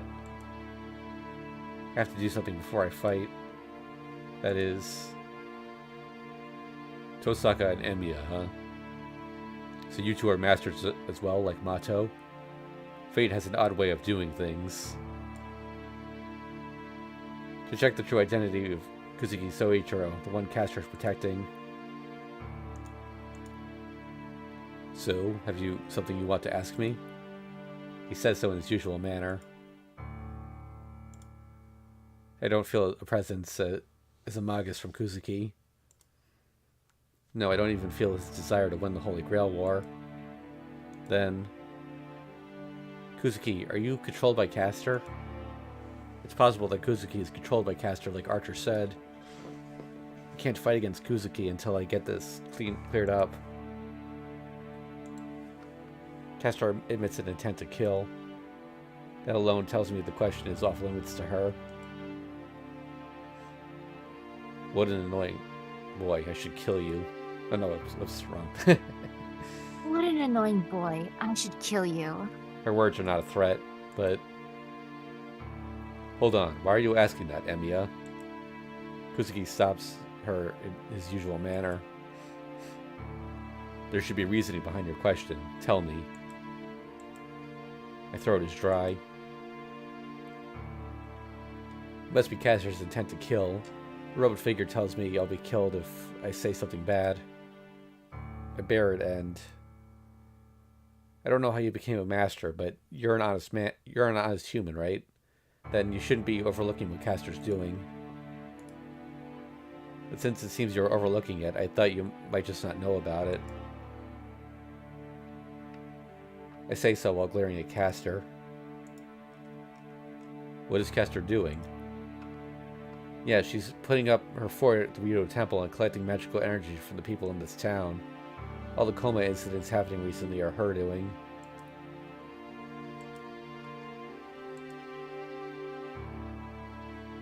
There'll be more victims. I'm sure someone will die as long as Caster keeps draining magical energy. She said everything in town is her sacrifice. It won't be long before it's too late. I see. A normal human being would not be able to let her be. So you thought I might be controlled since I'm letting her do as she wishes. Yeah, but if you're overlooking her deed and knowing what she's doing, then you're just a killer. We won't hold back on you. But it's a different story if you're controlled. We'll just defeat Caster. No, this is the first time I've heard about this. Kusuke declares so firmly. I don't think it's a lie. Kusuke Soichiro is a straightforward, like when he's teaching. Phew. I sigh with relief while keeping watch on Caster. Kusuke Sensei is a victim if he's controlled by Caster. But all that's left is to defeat Caster. But Emiya, is Caster doing so bad? But still, Kusuke Soichiro plainly says so. I think that's her. What? It does not concern me how many strangers die, and besides, Caster has not taken anyone's life. But I must say, you aren't very thorough, Caster. You should have drained all their energy if that is the case. He's not any different from usual. Kusuke Soichiro gives his honest opinion. Kusuke, are you going to involve innocent people like this? I do not care about anyone. Well, you correctly guessed my nature. I'm not a magus. I'm just a killer that has rotted away. Kusuke takes a step back. He watches us from behind Caster. You are right that I am Caster's puppet. I do not care about the Holy Grail War. If Caster and you two are going to kill each other, I will just observe. But I value my own life. I do not care what Caster is scheming. I only kill those that are attacking me. Do as you wish, Caster. You can kill them or not. Caster is standing in front of us with an expression of victory. Jeez, they're... Wait, no. Jeez, they're both big foxes. Tosaka complains, but she doesn't move. No, she cannot move. In terms of skill as a magi, we have no chance of beating Caster. Masters are magi, so we cannot match an excellent magus like Caster.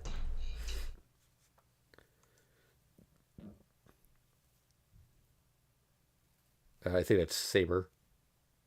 I see. Then you do not mind dying here, Caster's master? Huh? I hear a voice from behind me. Before I could turn around, the servant of the sword, Saber, charges forward. Saber?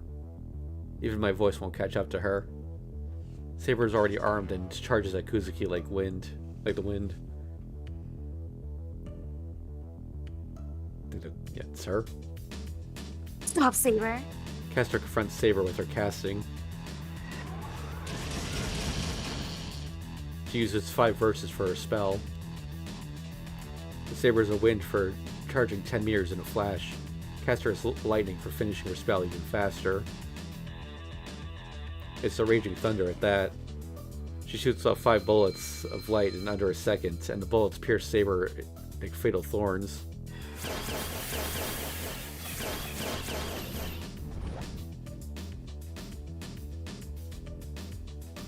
Magic resistance. No. I don't know a knight that can defend against my magic. Caster screams. Even Archer has to evade Caster's spell, but Saber is nullifying it just by glaring at it. Saber is not looking at Caster, her target. One she has to slash is Caster's master, Kuzuki Soichiro. Saber slashes Kuzuki without hesitation. That's Caster, I believe. Soichiro-sama. The intersection between becomes silent again. Saber stops after slashing her sword. Everyone here thinks that the battle is over due to the incredible speed. Yes, everyone except Kuzuki Soichiro, who is standing there calmly. Interlude. Charge, stop, slash. Having repelled all of Caster's spells, Saber settled the match without giving anybody a chance to stop her. The charging speed, her footwork, and her attack were perfect. Her invisible sword slashed the enemy master. A surprise attack at the perfect moment. Saber's powerful slash splits Kuzuki Soichiro in two. No, it should have split him in two. What? Bewilderment causes her to gasp. What is going on?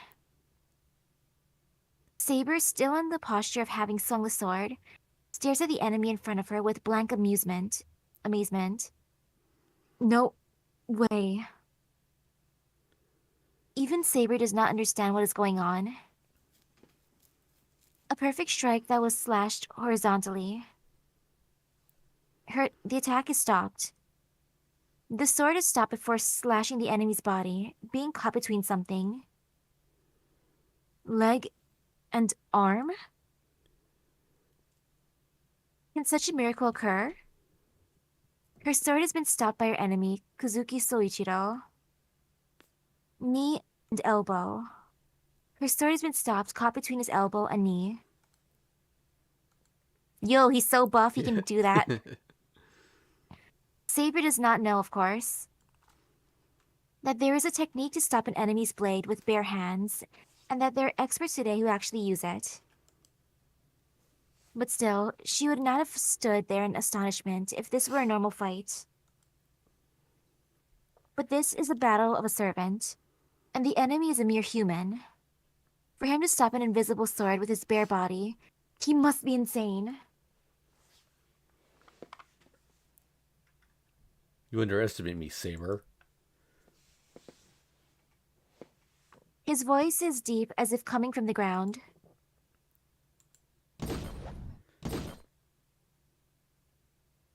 Saber's body moves.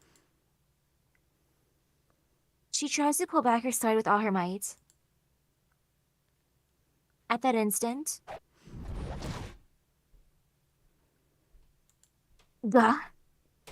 an unknown impact strikes her head from the back. Huh? She does not understand at all. It is her first time fighting a man that can stop a sword barehanded. This could be an attack with his... Then could this be an attack with his bare hands? She was punched. The back of her head was hit from such close range. She evades it, still not knowing what it is.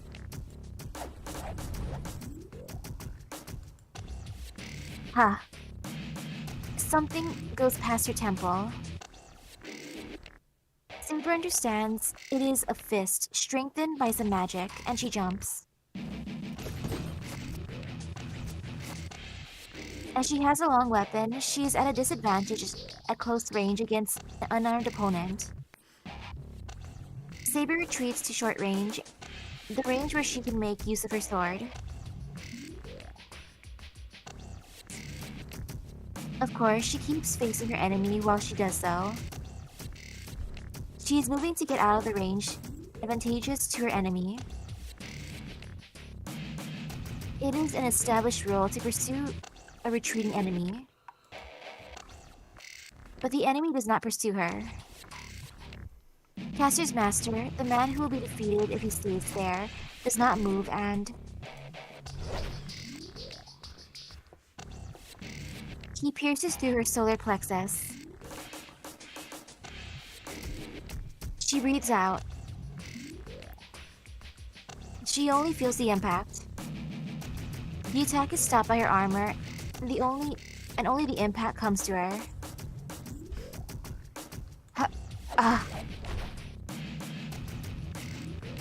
The impact continues.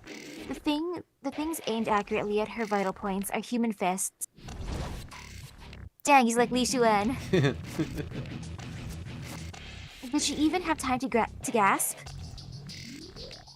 By the time she realizes that his mountain-like fingers are the cause of the impact, the match has already been decided.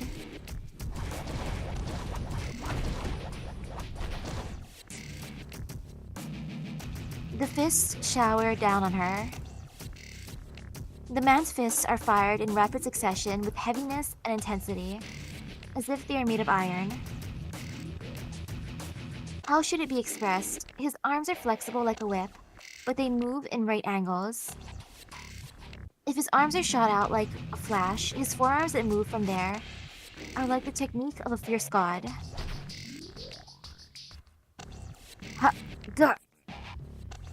The almost invisible attacks are all attacking her in her weak spots.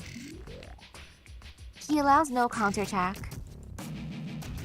Even her arms are targeted, and the pain reaches her core even through her armor. The attacks all come from the outside to the inside.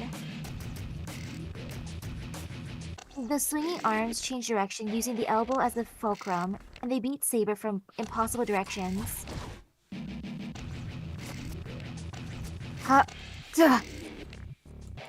They are sharp and dull. It is not an instant kill, but they contain poison that will lead to death. That is all that is contained in these attacks. Even though the fists cannot be avoided, they aren't that heavy. But pain numbs her mind every time she receives a blow. Taking that small opening, the fists go for the back of her head, like a death scythe.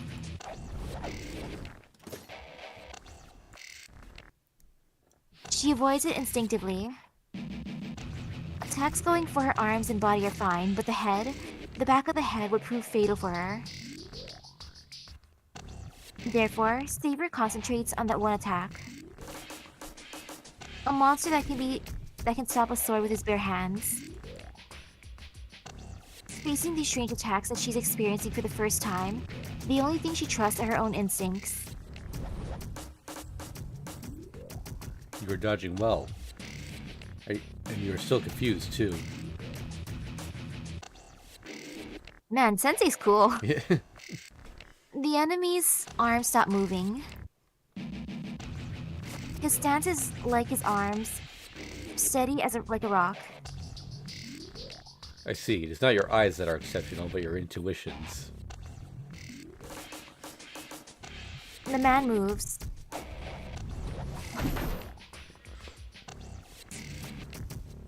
What is different about the attack? Saber, who was avoiding all the fatal blows, could not dodge his attack.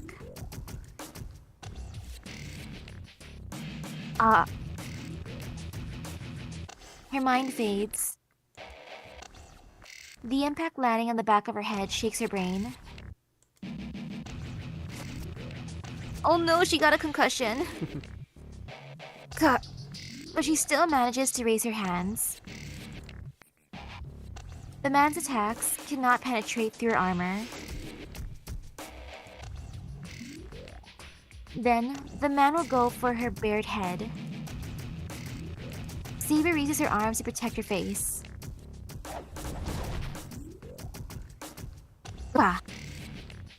The impact comes through the arms. It is like a snake crawling through a thick forest. The enemy's fists easily make their way through.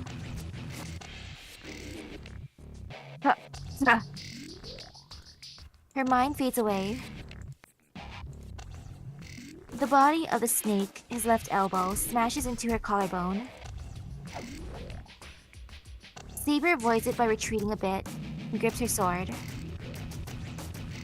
The course of the fist after that. She readies herself for the blow that will go for the back of her head from the left side. She cannot make light of him anymore. If the enemy is to take her consciousness, she will let him. But she will cut down his arms as compensation. She opens her eyes wide and... she's astonished at the change. With the elbow as a fulcrum, blow comes straight down from above. The circular orbit of his attacks change into a straight line. Ha! She instantly moves her neck to avoid the blow going for her head. Ugh. The impact lands on her shoulder. She glares at her enemy with her left shoulder destroyed, and her spine freezes up the instant she does so. The man moves back half of his body. His right hand that has not been used yet. The hand that has been placed at the height of her throat is released like a cannon.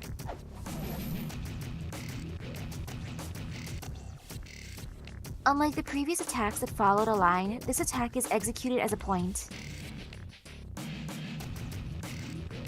Thrusting fist aimed at the person in front of him.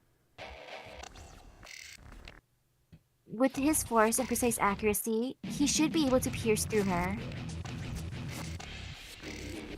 With his charge attack, it should be easy to pierce Saber's throat, break her bone, and smash her head into pieces.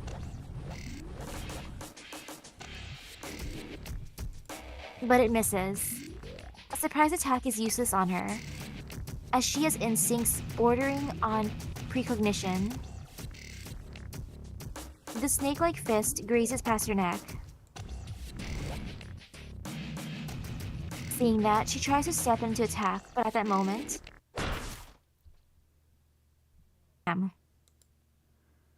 An unbelievable sound comes right from beside her neck.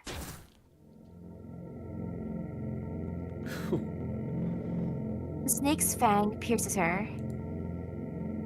The instant it is dodged, the attack that passed her uses its fingers to dig into her neck with a sound. Anchor.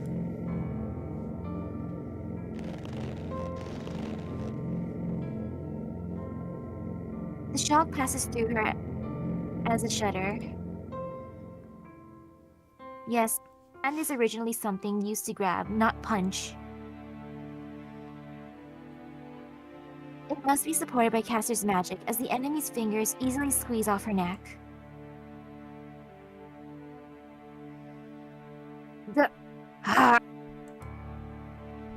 Saber's sword is raised. Her sword moves to cut off the enemy's arm before her neck is crushed. But she is unable to finish her attack. Before the sword is swung, her body itself is swung like a sword. She feels her body fly through the air.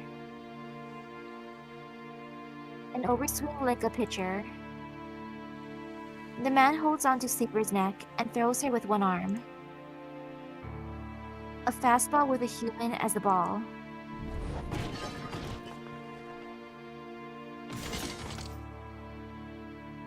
There's no way she can land safely from it. Her neck is scraped off, and she is smashed into a concrete wall at a speed of 200 kilometers per hour. Her body is forced to stop its action. Interlude out. So at this point, I would like to point out that Soichiro is actually featured on a craft essence in FGO. It's a 4-star craft essence called Art of the Poisonous Snake. It boosts. I gotta look that one up. Yeah, it boosts Art's performance for by 40% for 3 turns. Here, I'll put a link for you in Discord. Actually, I had it prepared just to make sure I had the name right.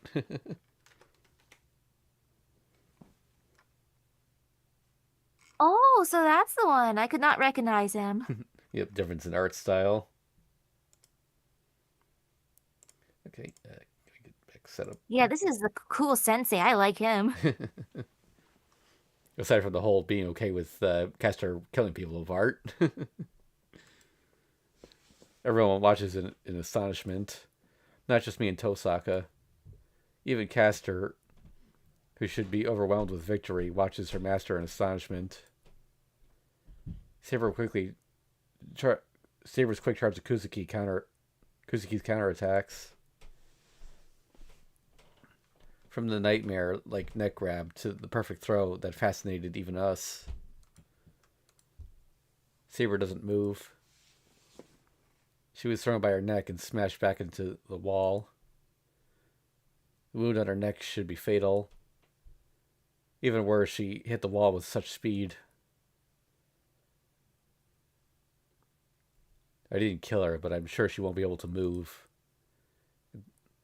No, I didn't. I don't think he killed her. Whoops. Yeah. At the very least, Saber will stay on the ground until the wounds on her neck and body heal. No way.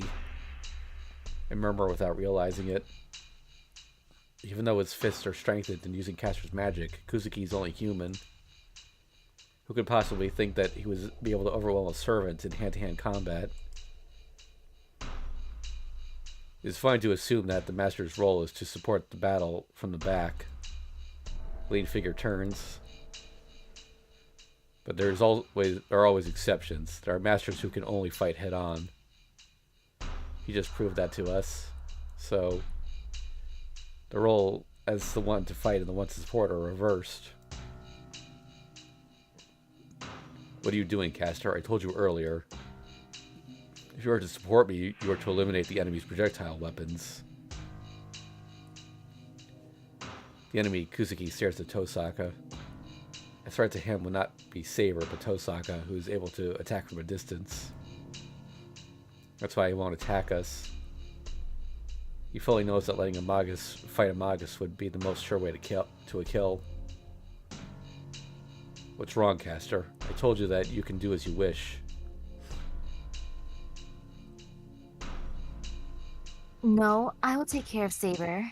Soichiro, please take care of the masters. Kuzuki silently nods and walks toward us. Caster faces Saber behind him.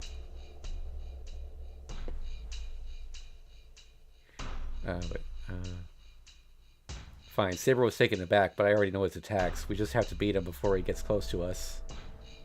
Oh, well. Guess that was her, but oh well. Tosaka slowly retreats while glaring at Kuzuki. Battle between a Magus and a fighter is a fight for distance. Even though Kuzuki has monstrous fighting techniques, he has no magic resistance. Therefore, we can win if we cast something. We win if we manage to cast a spell before it reaches us.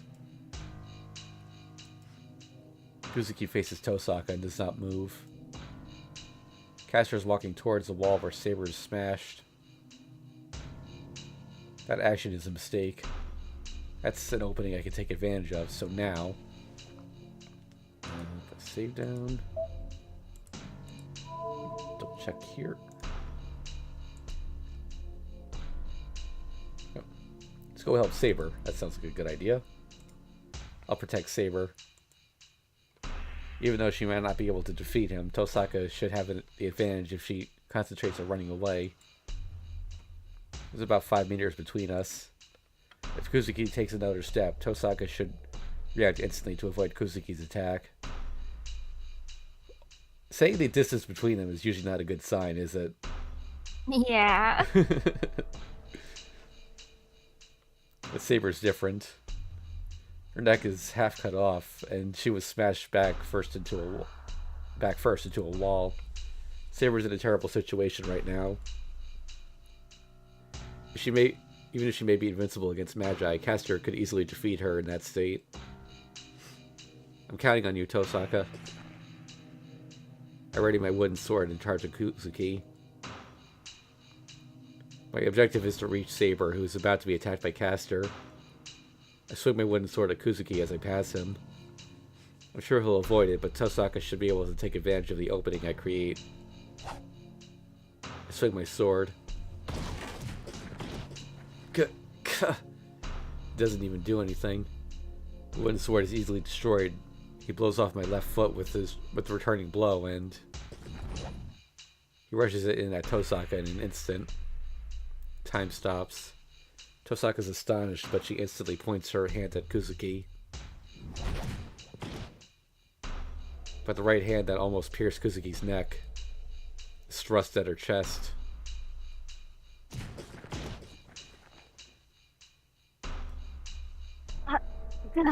Tosaka's breath is stopped at the impact. Then a hammer-like fist strikes her head mercilessly. Tosaka. I take in my face, seeing her miserable figure. Her head is missing. Anything above her neck doesn't exist anymore. You made a wrong decision like Castor did, Emiya. I can't raise my head. I can't look at Kuzuki. I'm just like a student who's unable to answer his question in a classroom. I stand on one foot like a scarecrow. This is the second human being I have killed. A footstep. A killer called Kuzuki Soichiro slowly makes his way towards me. But I still do not feel anything. Smack. With a ridiculous sound, a hole is created in my chest. Dead end. The second he's killed is the first Rin, technically, or someone else? I think he's implying that he killed someone previously.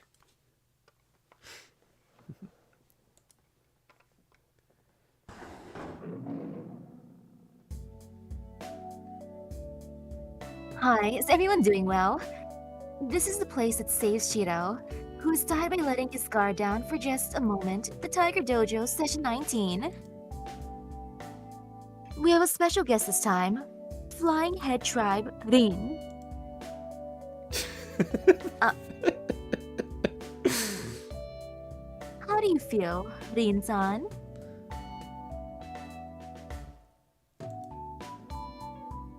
Kill Shiro. She's wonderful. I understand how you feel, but please restrain yourself. Shiro's action of putting priority on Saber over Rin was professional negligence, resulting in death. But it can't be helped. It just means Saber-chan had more charm as a woman than Rin-san. That's why you weren't protected when it counted. Well, it just wasn't your day today. Try to act cute next time so it won't end up like this. But Shiro should contemplate his actions as well.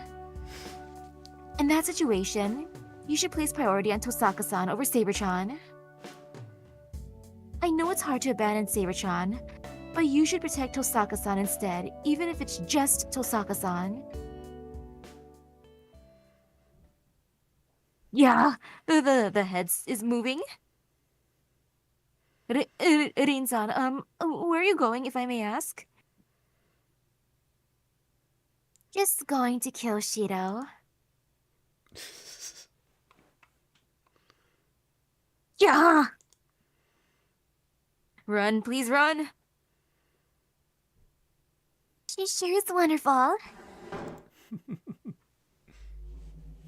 Man, though, Castor really upgraded from her ex. Oh, yep. No offense to her ex.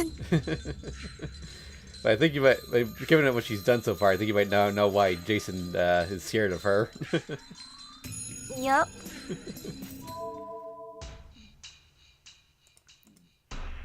Protect Tosaka. I'll protect Tosaka. Saber isn't dead yet. Even though Kuzuki was an unexpected monster, Saber hasn't lost yet. And besides, Castor should be able to finish Saber off. I put strength into my grip. I glare at Kuzuki so as not to miss even his blinking. The instant he faces Tosaka, I slide myself in between them. Knowing Tosaka, I bet she'll jump instantly to the side and shoot Kuzuki.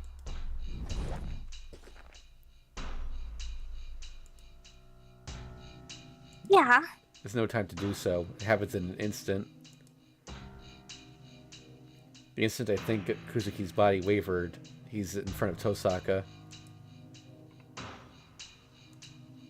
She's astonished, but Tosaka instantly points her hand at Kuzuki.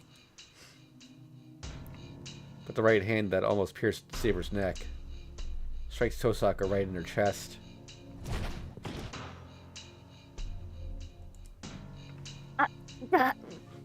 Time stops for Tosaka. She's hit right in the center of her body and has her breath stopped. That's it. As she cannot breathe, she cannot cast her spell and has most of her ability as a Magus cut off. She managed to instantly jump back, so the attack only stopped her breath. But the next attack, even though she jumped back, it's only about a meter or so. Such a distance. It's not even considered a retreat against Kuzuki. I move between them. Using my wooden sword as a shield, I face Kuzuki, who's about to attack Tosaka. He thrusts his fist. What? I can't see it? How did Saber avoid such a... I desperately protect my left side. I hear a heavy sound and the sound of my wooden sword breaking. I see Kuzuki getting ready for his next attack. I'll die. I feel it instinctively. My strengthened wooden sword was like metal. If he can destroy it in one blow, he can destroy any part of my body. I can't stop him. Tosaka is coughing painfully behind me. I can't see his attacks, and my only weapon was destroyed. His fist accurately goes for my temple. Miyashiro will die from that hammer-like attack. Having my head smashed off, I would probably splatter a rain of blood and brains. I'll die if I don't stop it. Weapon. I can't match him. I'll need a strong weapon to make up for the vast difference in our powers. It closes in on my brain. I imagine myself dying. No, if that happens, I'll die if I can't stop it. Weapon. I need a weapon. Weapon that he can't destroy. Not a quickly furnished weapon like a wooden sword, but a proven strong weapon. The finest quality at that. A weapon undeserved by me. Yes, the weapon he carries would probably be Trace on. Then I'll make it. I'll make it even if it's impossible. I'll make it no matter what the consequences may be. I make myself believe that strengthening and reproduction, things that already exist and things that do not already exist, are similar. That's right. There's no time to think. Fake it no matter what. It does not matter if something gets destroyed in the process. I don't care even if it's just a fake. Hurry, forget everything. Don't I know that I'm not the only one who will be killed? If I can't stop it, Tosaka will...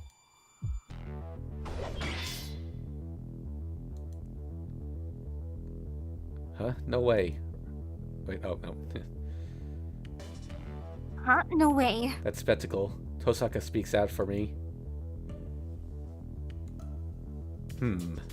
A deep voice. Is that Kuzuki's voice? Something must have happened to my ears so I can't hear properly. No, not only my ears, but my senses of my limbs are too weak. Only my right eye is functioning. I watch the approaching fist. I observe as someone else's action blocks the attack. My arms are about to rip off. Even though I have no feeling, I hear my nerves tearing off. My hands are his twin swords. Young sword Kansho and Yin sword Bakuya. The names of the swords. Even though they're haphazardly reproduced, the swords still represent their existence to the wielder. But I'm sorry. I can't project you guys perfectly with my skills. Gah. They spring apart. The twin swords that parry 30 attacks break as if saying they cannot take any more. It's not because they lost against Kuzuki's fists. The swords disappeared because they couldn't maintain their image. The twin swords must have been unexpected, as Kuzuki shows hesitation for the first time. Then, a strong wind is created in the intersection. Saber. I look toward the wall. Saber must have healed as she's standing up. Castor is backing away from her. Yes, that's why it was a mistake. Even though she was defeated, Saber still had her powers. There's no way Saber, who has powerful magic resistance, would be cornered by Castor. It is Kuzuki's role to finish Saber off. But Castor made a mistake. She must have been planning something, but that extra thinking caused her to lose out on her perfect chance. Kuzuki retreats. He stands as if to protect Castor, and this is it. We'll retreat, Castor. He makes a precise decision. Master? No, Saber's hurt. You should be able to defeat her again. She is not someone who will fall for it twice. It is I who underestimated her. I should have attacked her one more time. Kuzuki is right. Saber was cornered because Kuzuki's techniques were too odd. That's only up to now. I can't cope with it no matter how many times I receive them, but Saber is already used to the attacks. The main point of a tactic is to not have to have a concrete shape.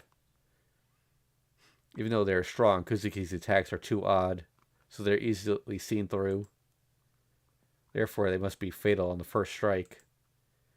That is the difference between a technique that is trained to an art and an action that is trained to the utmost limits. I understand, Soichiro. Yes, a servant should obey its master. Who is that directed at? Castor's robe flutters as she finishes.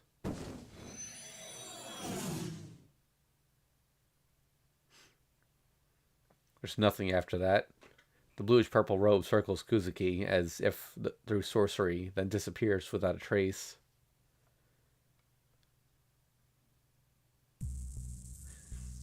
Crap. Now there's no way Kuzuki will come out from the Ryuro Temple. After Castor and Kuzuki disappear, without caring for her wounded chest, Tosaka grits her teeth in regret. I understand how Tosaka feels. Since we attacked them, Kuzuki will now stay in the Ryudo Temple, so we will have to go attack their territory if we are to defeat Castor. But the Ryudo Temple has a great watcher called Assassin, and Kuzuki and Castor aren't easy enemies either. We'll lose if we just attack recklessly. But we have to go to the Ryudo Temple if we want to defeat Castor.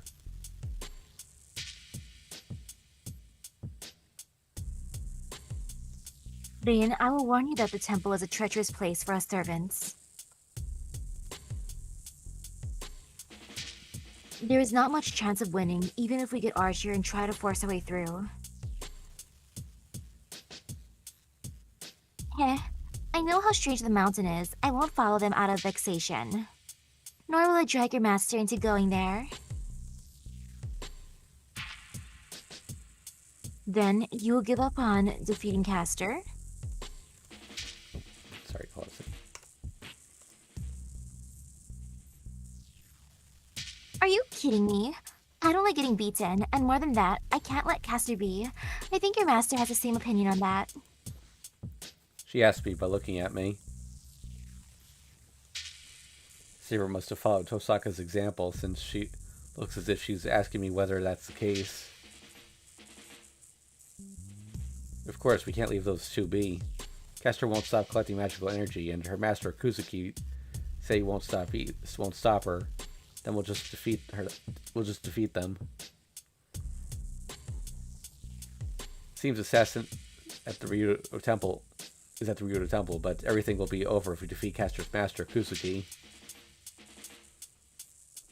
Oh, wait. I've lost track of who's talking.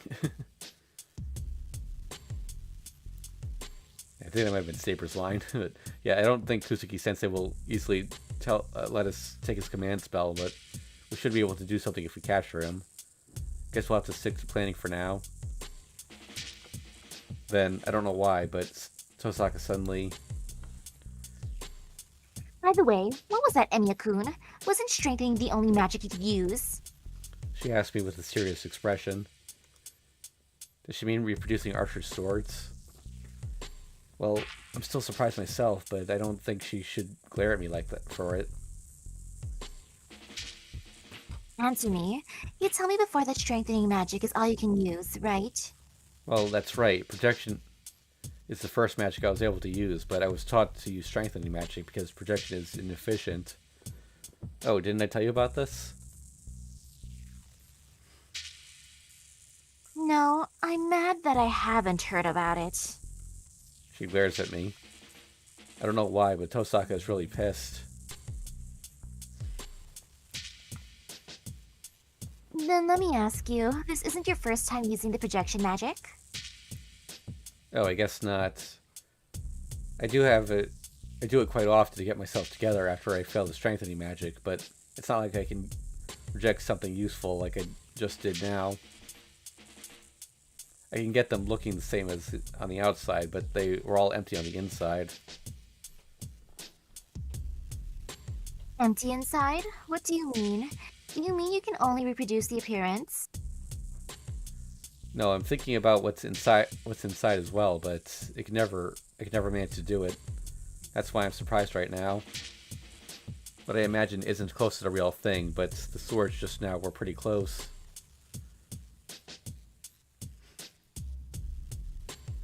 I see. Then does it mean you acquired projection before strengthening? It's more like that was the only thing I could do. My father told me it was useless and that I should use strengthening instead. Yeah, I would have told you the same thing as well. But that's strange. You reproduced Archer's swords for such a long time, but you still can't project normal things. Maybe you have a limited attribute. There are magi who aren't versatile, but very powerful in one matter. Tosaka starts thinking by herself. She's not even look at me.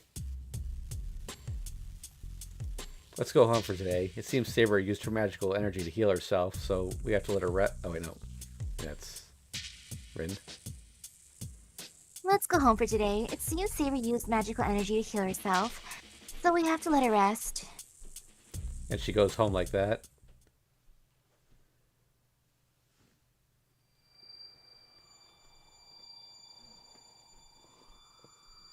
There's no one at the house. The hallway's dead silent. My ears might still be screwed up as I can't even hear my own footsteps. The numbness in my limbs won't go away, and I don't feel like I'm stepping on the ground. Surprised that I can still walk in this condition, I go with Saber to my room.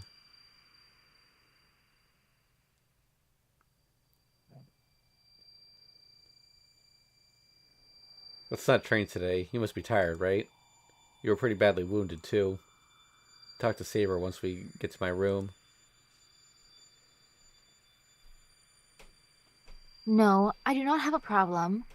I have used magical energy to heal myself, but I am still able to replenish that magical energy. More than that, Shiro, is there anything wrong with your body?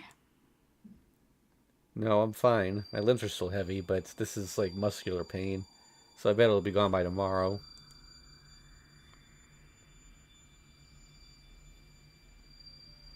Alright, but please tell me if your body is hurting.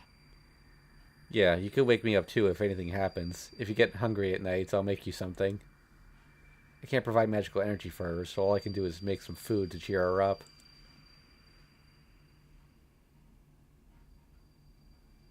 Shiro, please do not push yourself. Saber goes to the next room. Yeah, I guess I'll go to bed. I set my futon down and lay on it. My limbs are a bit numb. Might be the effects of the magic I'm not used to doing, as I feel like I'll pass out if I let my guard down.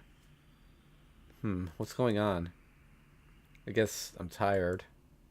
The ringing in my ears annoys me, but I think I can still get a good night's sleep.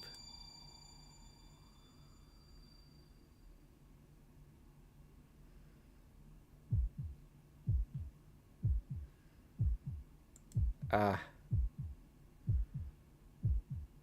Good. Good. Ha. Ha. Ha. G. G. I squeeze the futon. It feels like hot metal is coming up my throat. Every muscle, every bone in my body is messed up. G. G. I hear a grinding sound with my numb ears. The sound of creaking bones is coming from within me. What don't they like? My bones are twitching as if to complain to me, and my ribs are shaking as if to burst out of my body. Pain runs through my body. My whole body is pushed down by great force. But the pain is coming from within. It's considered a small place, but the contradiction is that my body is expanding. Gah! On top of my futon, I wiggle around like a bug and try to bear the unknown pain. Ha! Ha! Ah! My brain's burning. My brain must not be able to endure the pain, as it is like a sauna now. I don't care if this is compensation for magic over my level, or if this is the abnormality Saber was talking about. But for some reason, I don't want to ask Saber for help. I don't want to worry her, and I have to be responsible for what I did. It's natural to do so, since I'm a guy. I suppress my moaning as I sweat. The clock I look out with my vague mind says it's not yet midnight. I should be able to escape this pain if I sleep. I'm sure the pain will wake me up even if I do. Ha. Ha. Gah. I'm going into a daze. My mind's boiling up. The pain should go away once the sun comes up. But until then, I have to bear this pain for about 7 hours. And this fact by itself seems like a bad dream.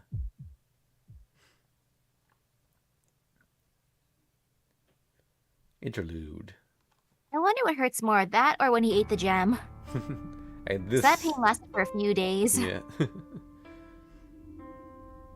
The place is not too pleasant for him. Do you recognize this place? Not really. I won't say what it is yet, but I think it was seen in Fate Zero. Frustration and delusion, envy and jealousy. This place, permeated with emotions, is like a cursed room. It should have been his, but this room was never used for him. Damn, this place stinks like piss. This is all his delusion. Oh no, is this the worm room? Yes, it is.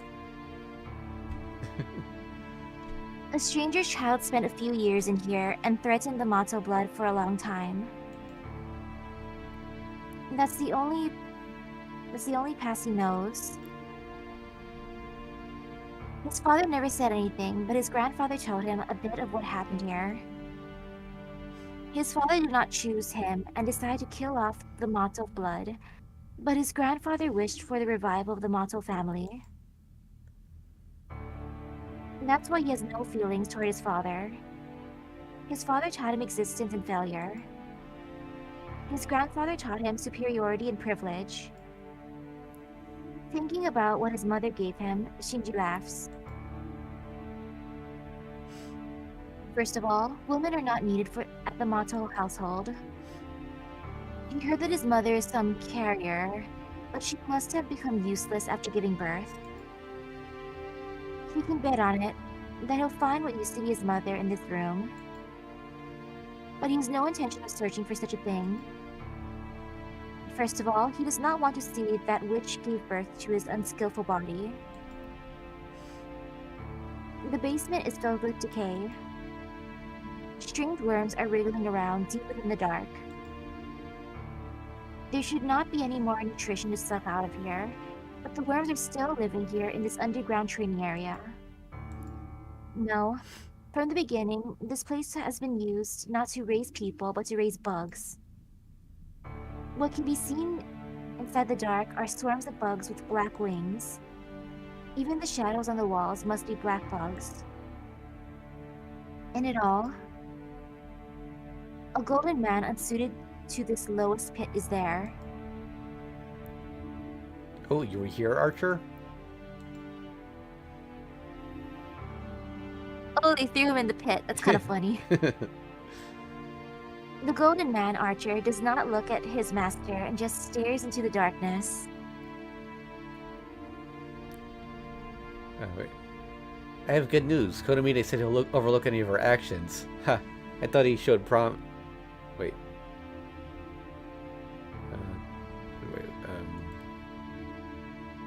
Okay, yeah.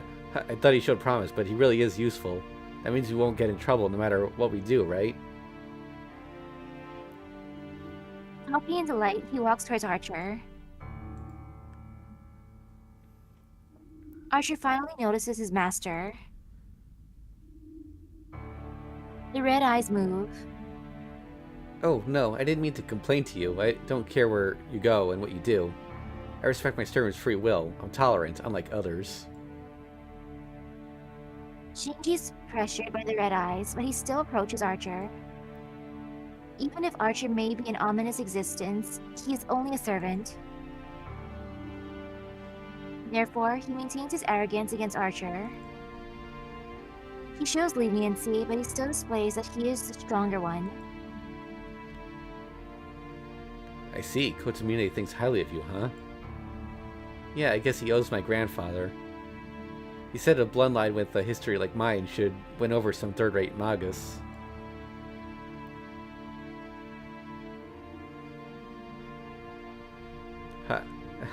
That's obvious. He's stating the obvious, but he's good at determining who's strong. I'm thinking about maybe thanking him if I obtain the Holy Grail. Joyful laughter echoes through the room. Then let's start, Archer.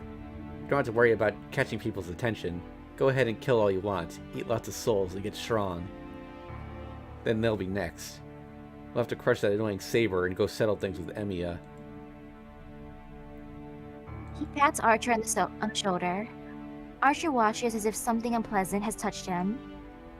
Yeah, something unpleasant did touch him. What? I told you we're going. No matter what hero one may be, a servant has to obey his master, right? He must have imagined himself... Wow. Yeah, he must have imagined himself raping Saber and let his friend crawl on the ground. He orders Archer in high spirits. But the golden man does not move. Shinji, you do understand what the Holy Grail is. And he says his master's name for the first time. Huh? Ignore other masters if you want the Holy Grail. They are only sacrifices. If you really wish for the Holy Grail, there's something we must obtain first. Something we have to obtain first? The boy Mato Shinji looks at his servant. His feet are moving back unconsciously, and he has let go of Archer's shoulder. Let us obtain that first. I am lending you my powers to obtain the Holy Grail. The only common goal between us is the Holy Grail. Well, I do understand how you feel. Revenge is delightful. To seek pleasure is proof that you are human. I shall take part in that joy once we are done with what we must do. Archer smiles for some reason. Sensing something evil in it, Shinji finally feels uneasiness about the servant's identity. The eighth servant, a heroic spirit that should not exist. The strongest king of heroes said to have existed since the last Holy Grail War. Oh yeah, come to think of it, I haven't asked you before. Shinji speaks, still trying to preserve his superiority. What? I shall answer you if you question me, Master. It's about your wish. What do you want to do after you attain the Holy Grail, Archer? It's a natural question. A heroic spirit that is half immortal and has all the treasures in the world. What can this man possibly wish for now? What, you did not know? Archer says so with surprise. His face is smiling as if he found a small happiness. Is there some lag for you, Misaki? Should I reset your stream there? Because I've noticed like a slight delay when you start. Okay. Okay. But man, I feel bad for Gilgamesh. As much as I also mean it, Shinji's the worst master. Okay.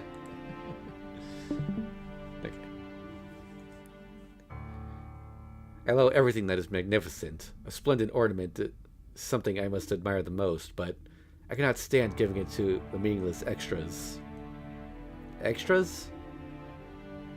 It happened a long time ago. I chose 10 servants and tried to kill one that I did not need. What do you think happened, Shinji?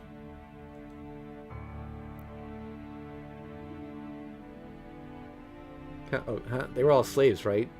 Then didn't you kill them all? No, I actually could not kill anybody. None of the laborers were meaningless in the old world. He shrugged his shoulders ironically. Oh. He shrugs his shoulders ironically and steps forward, a deeper darkness.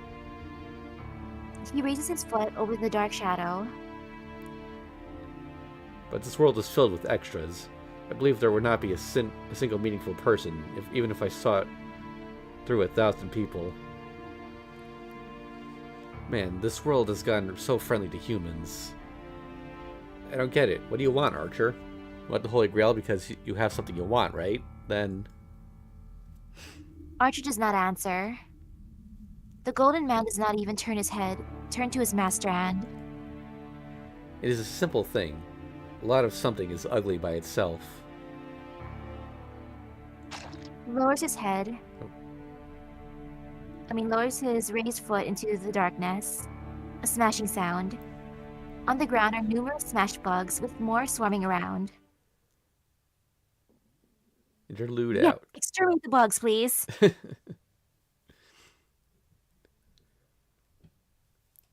Strike lovers. Yeah, so the mature version of the bugs are actually enemies in FGO sometimes. It's morning. I slowly open my eyes. The night that felt like it lasts forever has ended. Good, the pain's gone. I don't know if I could bear the pain anymore or if the pain went away at some point. Anyway, I feel no pain and don't feel sleepy nor tired. My head is cleared up as I managed to get about 3 hours of sleep.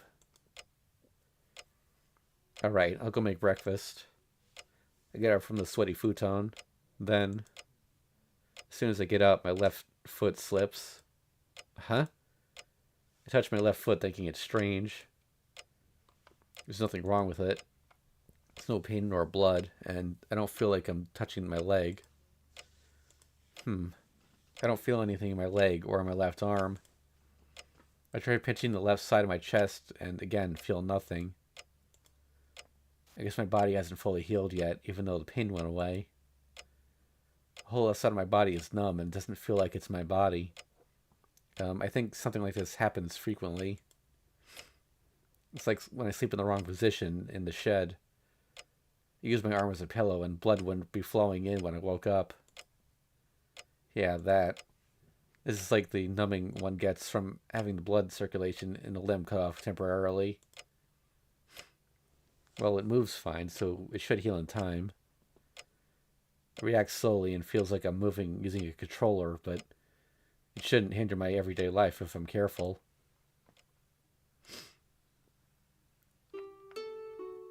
I refrained from using a knife this morning and made a simple breakfast consisting mainly of bread. My dominant hand, the right hand, is good, so I can use a frying pan. I cook some ham and eggs, instant clam chowder, and make breakfast for 3. Itadakimasu. Oh. The 2 bow and dig into the toast. Zipper eats the toast and salad like always, munching and nodding. Yeah. It's interesting to see Saber using chopsticks, but Western food suits her more. Saber is usually quiet. It's not that she's untalkative, but it seems like she considers silence a virtue. So this is how she is during meals. It's easier for me to stay quiet during meals, so a meal like this is ideal for me. Huh? Then I realized why it's so quiet this morning. In a word. Hey, morning. Oh, we're having French food this morning? Fujine didn't stay over last night. Yep, I cooked French food this morning, so just be quiet and eat. I give Fujine her mug. But this kind of smells like instant food, Shiro. It's just her imagination. Your nose isn't working too well since you just woke up. I see. You might be right. Oh, good morning to you too, Saber-chan.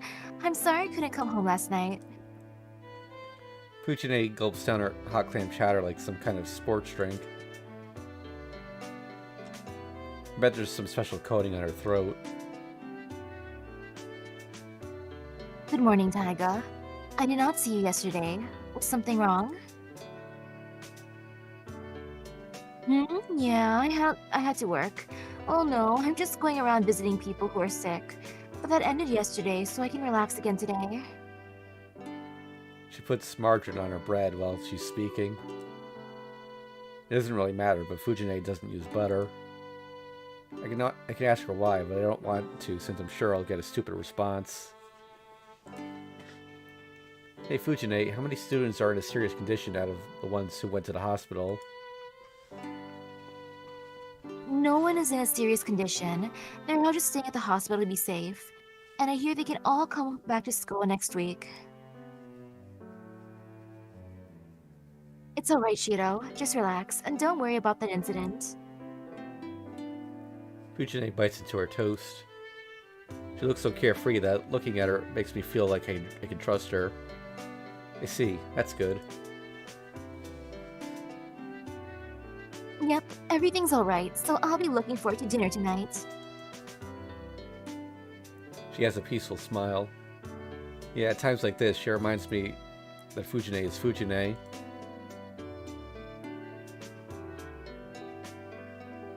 Then I'll be going. Please take care of the house while I'm gone, Saber. Yes, that's fine, but... Shiro, I did not see anything made in the kitchen. Am I to go without lunch today? Oh no, I can come home early today since it's Saturday. It'll be a bit late, but I'll be back by lunchtime to make lunch. I see, Shiro. Is it troubling if you do not tell me about such matters? It seems you were pretty careless this morning. Your reactions are slow too. Do you have something that's worrying you? Huh? No, my body's still heavy from yesterday, but it should get me back to normal in no time. The left side of my body's still numb, but it doesn't hurt, so there's no problem. I can't tell Saber about such a thing and worry her. Well, you're right that it's my fault. Meals are your only hobby. I'll make a big lunch to show my apology, so let's call it even. Wave goodbye and go to the door. I cannot agree with what you just said. It is only that I would not have energy in emergencies if I skip meals. Just forget about it. See ya, Saber.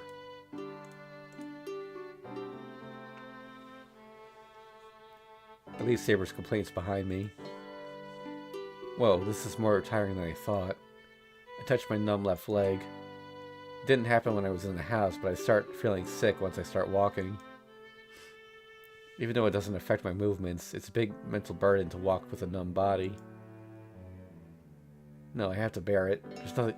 This is nothing compared to those two. Even though she healed up, Saber got her throat cut and was smashed against the wall.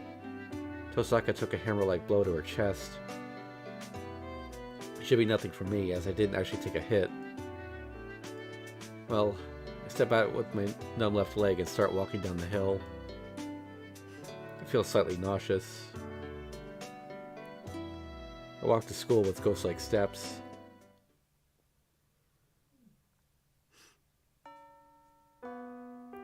Then, school's over before I notice it. It might be because of my body, but I don't have a sense of time. I don't remember anything about the lectures, and I'm not too sure what I did either.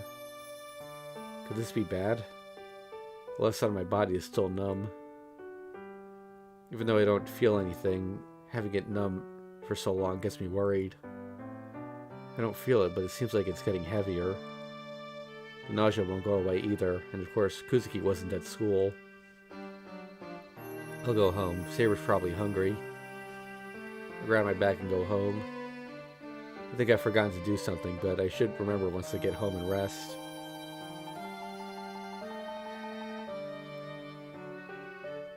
Oh, I remember when I walk up the hill with my numb left leg.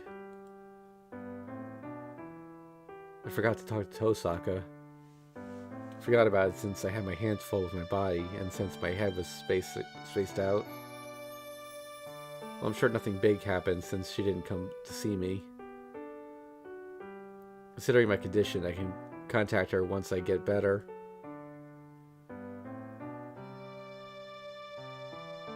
I'm home. I announce myself loudly and head to the kitchen. I put the food I bought in the refrigerator, wash my hands, and put on my apron.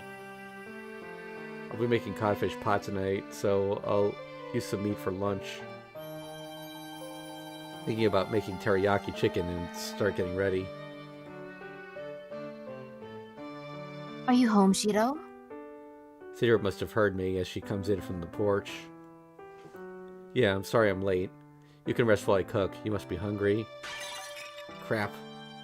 Dropped the dish in my hand when I was preoccupied with Saber. Shiro, the plate is broken. Yeah, that's the first time I've done something like that. I'm surprised as well, so I respond stupidly. Sorry, I'll clean it up right away, so you can sit right there. And pick up a piece. Huh? I drop it. It seems you are tired, Shiro. No, I will clean it up, so you go ahead and cook. I guess trying to pick it up with my left hand was a mistake. Well, that's a good lesson. My left hand is still numb, so I'll be really careful when using the kitchen knife. Shiro, please do not push yourself. Please make something simple. I am glad that you're trying to do your best, but I do not want your blood in our meal. Well, I don't want that either. I'd be a failure as a cook. Alright, then I'll put effort into dinner and make a simple lunch. I'll still make what I was planning to, but I won't use any pumpkin or white radish. Is that alright? I take 200 grams of chicken, put it on the cutting board, and carefully ready my fork.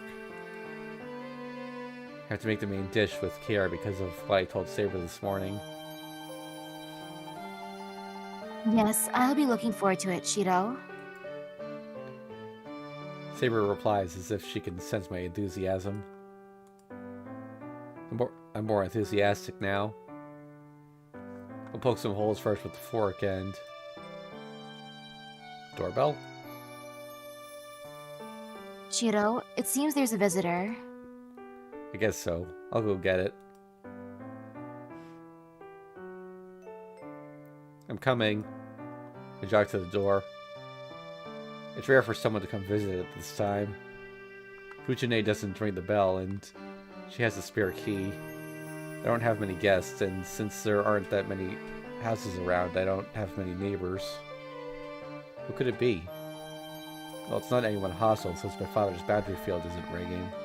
So I bet it's someone from Fujine's place. Who is it? I open the door. Then... my mind freezes. We stare at each other silently. Well, I'm just dumbfounded, but Tosaka looks angry. Tosaka, why are you here?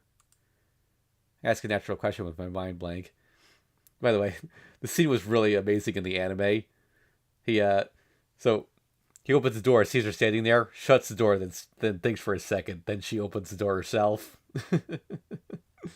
Of course.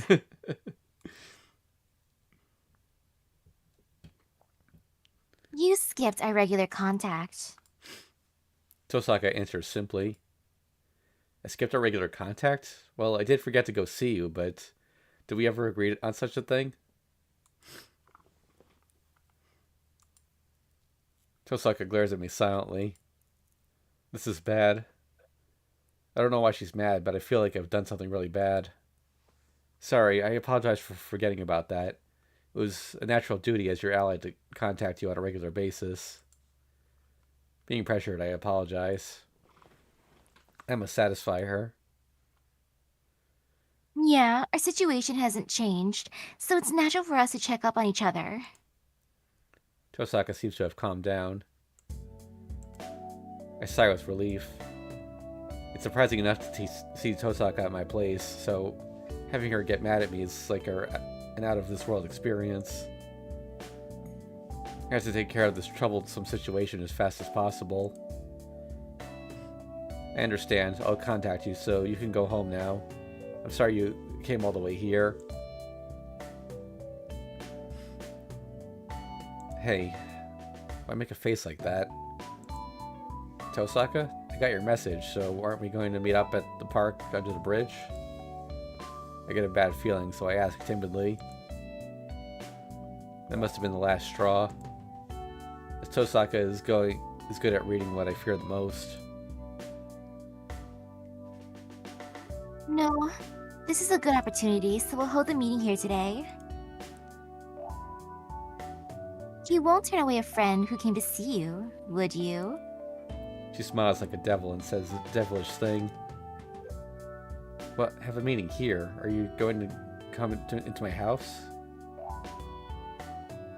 What? You came into my house as well.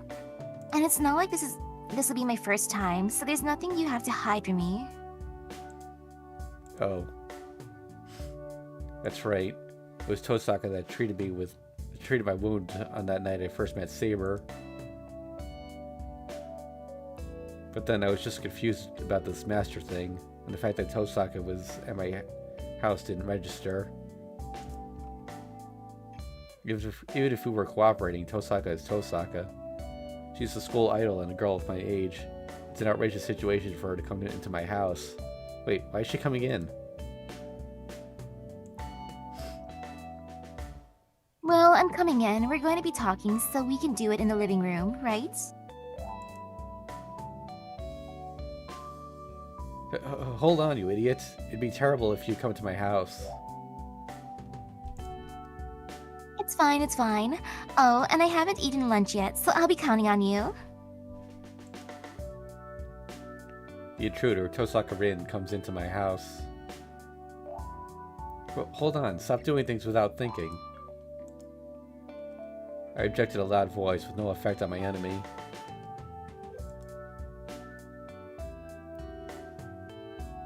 And the intruder carelessly goes into the living room, leaving me confused out in the hallway.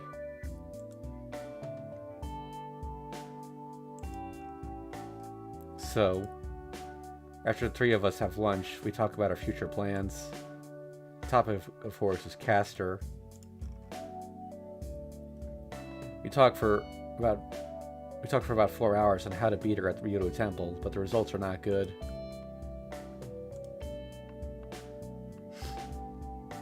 Jeez, I guess the only thing we can do is to beat them straight on.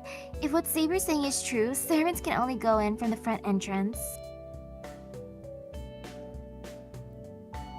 Yes, there's a strong boundary field against spirits on the mountain. My only option would be to enter from the front gate. Since Archer has independent action as his class ability, I am sure he can manage to get in there by force. And after he manages to get in... Oh wait, I think that's... in there... Wait. And after he manages to get in there with all his might, Castor will be waiting for him, right? That's not good at all.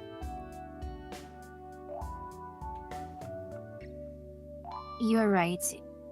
He can't be the target when he's the one I who should be shooting the target. Oh yeah, Right. target. Well, I'm sure Saber and Archer would be able to beat Assassin together. But Cornering Caster after getting into the temple would be another problem. From what I hear from Emiya-kun, there's a big pool of magical energy there. If we corner her badly, she might take us out, along with the whole Ryudo temple. Certainly, Caster does not seem like someone who will graciously accept death. If she is going to die, she will try to take us down with her. It does not need to be mentioned that the Ryudo temple will be destroyed as well in that case. Don't say scary things, Saber. You think Castor will self-destruct if we corner her?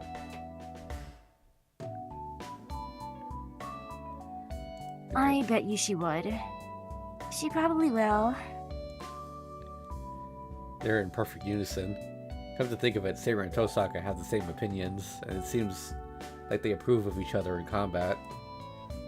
Both of them are saying not to attack there, so challenging Ryudo Temple must be really hard. Oh, is this late already? The clock's sound echoes through the living room. It's 6 o'clock and the sky is tinted red. Well, I guess the meeting's over. I have to start preparing dinner. I get up. I'll be making codfish pot tonight, so it won't take that long for me to cook it. All I need to do is cook the rice and make something that will go with the pot.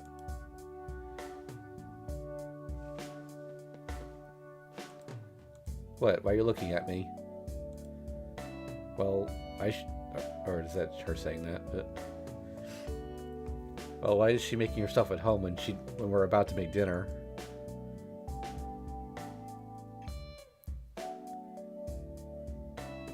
And you're sitting so far away from me.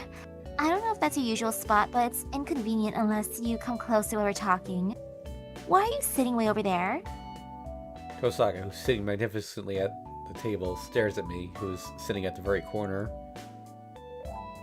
There's only one reason why I'm distancing myself from Tosaka. Shut up. My usual place is right where you're sitting. It's like this because you stole that spot. Complain with all my might. Oh, I see.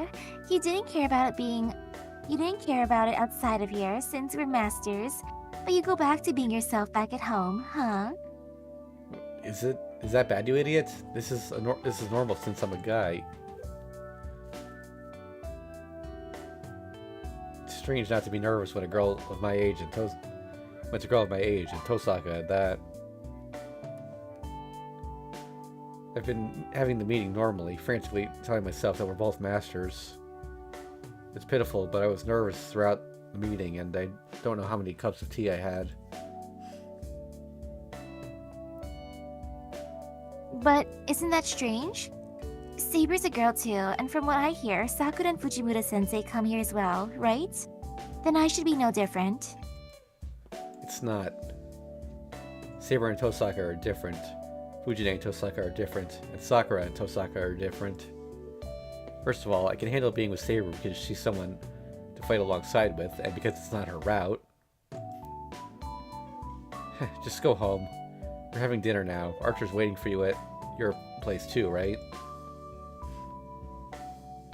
Oh, I can't go home when we haven't decided anything yet. Are we going to talk about our future plans after we eat dinner? Oh, I feel really dizzy. Gah. Is that already determined, Tosaka? Am I wrong? I don't care if you don't want to, so you're fine with letting Cassie do whatever she wants for a while, huh? Gah. I swallow my words.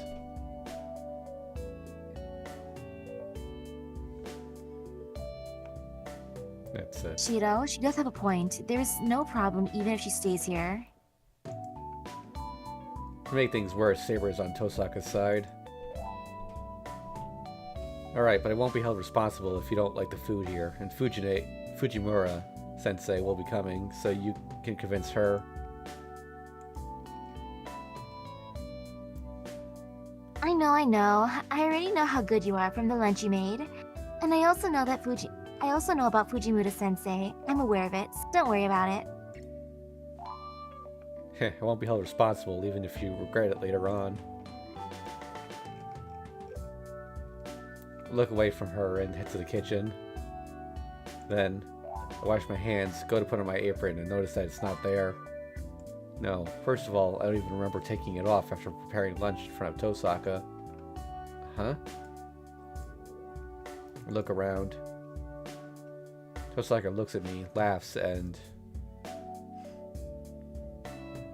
Oh, I forgot to tell you. I just don't know about a guy walking around in an apron, Emiya-kun. Speaks with an expression of triumph.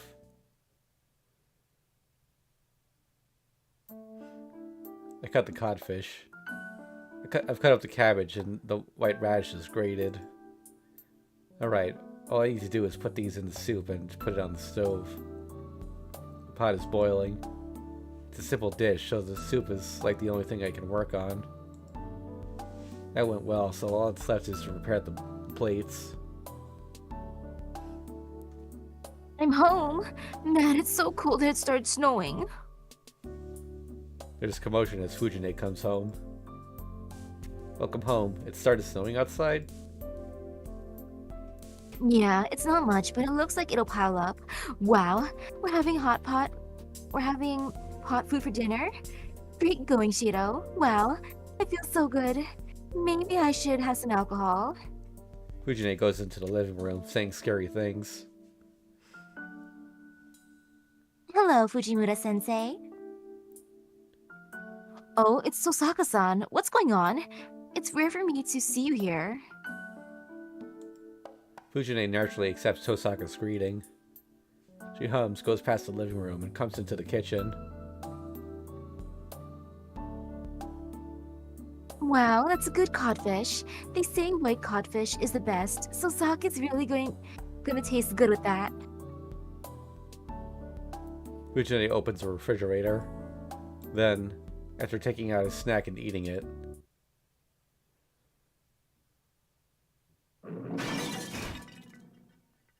Wait, why is Tosaka-san here?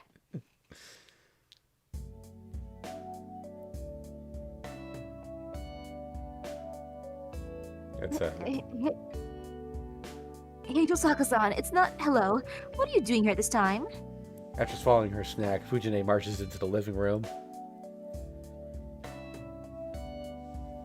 Emiya-kun is treating me to dinner. As for you, aren't you lacking a bit of common courtesy coming in here without ringing the doorbell? The Tosaka army calmly counterattacks Fujine. I'm a supervisor here. Emiya-kun's dad put me in charge here, so I'm like family here. I see. Then I shall formally greet you. Hello, Fujimura-sensei. I spent the whole day here. I will continue to study for the exam with Emiya-kun after dinner, but please do not mind us. What? Shiro? No, Emiya-kun. What is the meaning of this? Since when did you decide to hold a study session with Tosaka-san? Sensei, please do not push yourself if it is hard to address him that way. It does not concern me how you may call Emiya-kun. I do not care if you call him by his name or with chan added on. I respect people's privacy. Tosaka-san, did you hear about it from Sakura-chan? I cannot say what Mato-san was talking about, since I much respect your privacy as well. But I wish it is as you imagine. Fujine falters in front of Tosaka's smile. I understand how Fujine feels.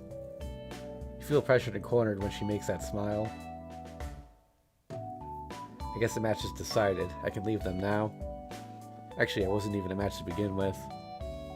It's only a matter of time before Tosaka talks Fujine down. I'll let Tosaka take care of it, and I'll go and cook dinner. The snow stops before the pot is empty. It only snowed for about 2 hours, so I bet there's only a bit of snow out there. Shiro, I put the dishes in the sink. Oh, thanks. I'll go wash them real quick. I get up and head to the kitchen. Are you doing the dishes? Maybe I should do it. It doesn't balance out if I'm the only one getting treated. Tosaka gets up as Fujine sits down. The proposal is delightful, but I can't let a guest do the dishes. No, you'll just owe me one more. Just sit there, and since you just ate, and Fujine, you're to go prepare the bath. Alright, I know. Fujine is obedient, maybe because she's full now. It'd be easier for me if she were always like this, but that'd be kind of boring as well. Oh. I dropped another plate. It's been 20 minutes since I started doing the dishes. This is the second plate I've dropped on the floor. I can't excuse myself saying that's because my left hand is numb. I must be lacking concentration if I'm dropping dishes because of such a small problem. I calmly think for a second that I should pull it off until my left arm heals, but I shake off the idea. Put it off. Yeah. Roll up my sleeves and continue with the dishes. I can only accept it if there's some outside factor, but I can't accept the internal factor causing it. There's no way I can't win against myself, so I can't admit defeat. As a result, I recklessly increased the damage. This is the third plate I've dropped. I put a towel below me after I dropped the first one, so fortunately it did not break. So it shouldn't be a problem, but it's really awkward having Tosaka's eyes on me every time I drop a plate. Fujimura-sensei? Is Emiya-kun always like that? I can hear Tosaka from the living room. Don't be stupid. Shiro has never broken a plate before. I bet he's nervous because you're here.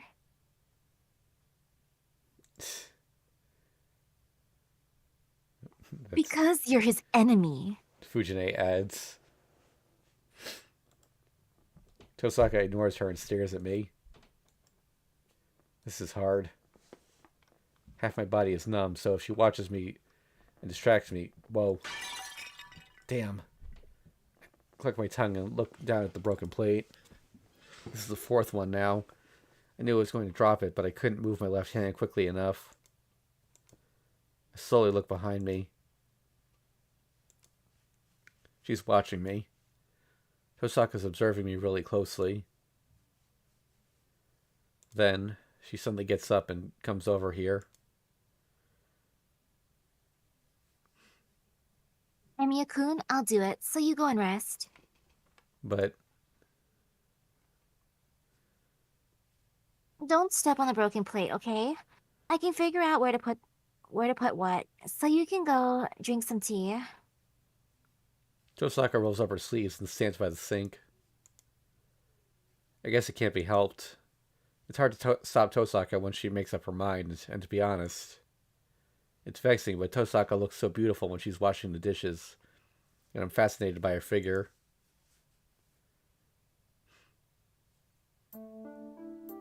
Fujine's the only one in the living room when I get out of the bath. Tosaka's shoes are still at the entrance, and I bet Saber's at the dojo. It's almost 9 o'clock now. Steve? Unfortunately, we do have to pick a specific one here, because we need the Saber point now. Okay. Mandarin. I'll go talk to Saber at the dojo. The Mandarin one gave no points, so we couldn't pick that one either way, but... I guess I'll go talk to Saber.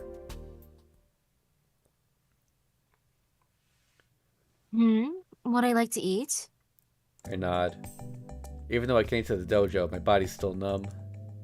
I can't train with Saber, and I don't feel like discussing dangerous things right now, so I ask her about her food preferences. Well, it's just that I want to know about Saber. You are asking me a strange question. I do not understand. But is this question important? No, it's nothing big. I was just worried if you like my food or not, since you don't say what you like or dislike.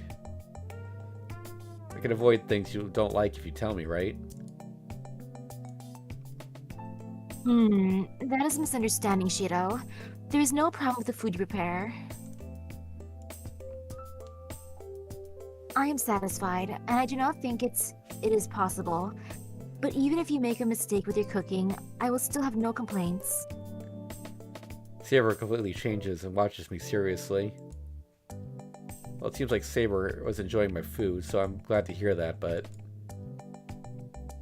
Yeah, but you won't like it if I make something you don't like, right? I want you to enjoy the meals, and I also want to know about your weak points.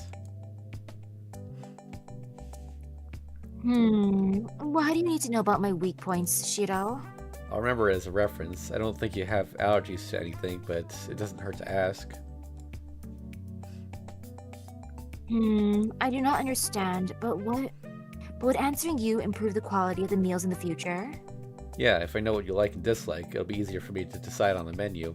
I'm sure it'll taste better as well. I shall cooperate, Master. Please ask away without hesitation. Saber sits Japanese style. The mysterious hero Nex's personality is not that far off from Saber's when you, Oh yeah, definitely. She's pumped up as if she's about to start a match. Please, Shiro, I am ready. She urges me silently. This is unexpected, but I also sit down Japanese style to face Saber. Then I'll start with the broad picture. Do you dislike sweet stuff? It is not a problem. I rather like it. I see. Then how about spicy stuff? That is not a problem either. I like the stimulation after workout. So you're fine with sweet and spicy stuff. Alright, I'll be more specific. Do you like vegetables? Yes. I am not a vegetarian, but ripe vegetables are a must in a meal. Then how about meat? Tell me if you don't like anything. Chicken, pork, beef? And tell me if you like a certain method of cooking them. I will not ask for much. Meat is the primary part of the meal. Everything you have cooked was splendid, so I would like for you to keep cooking the way you like. I see. This is off topic, but how was the cooking where you're from? Hey, why do you have to think it over? Oh well, how about you just tell me if it was good or not?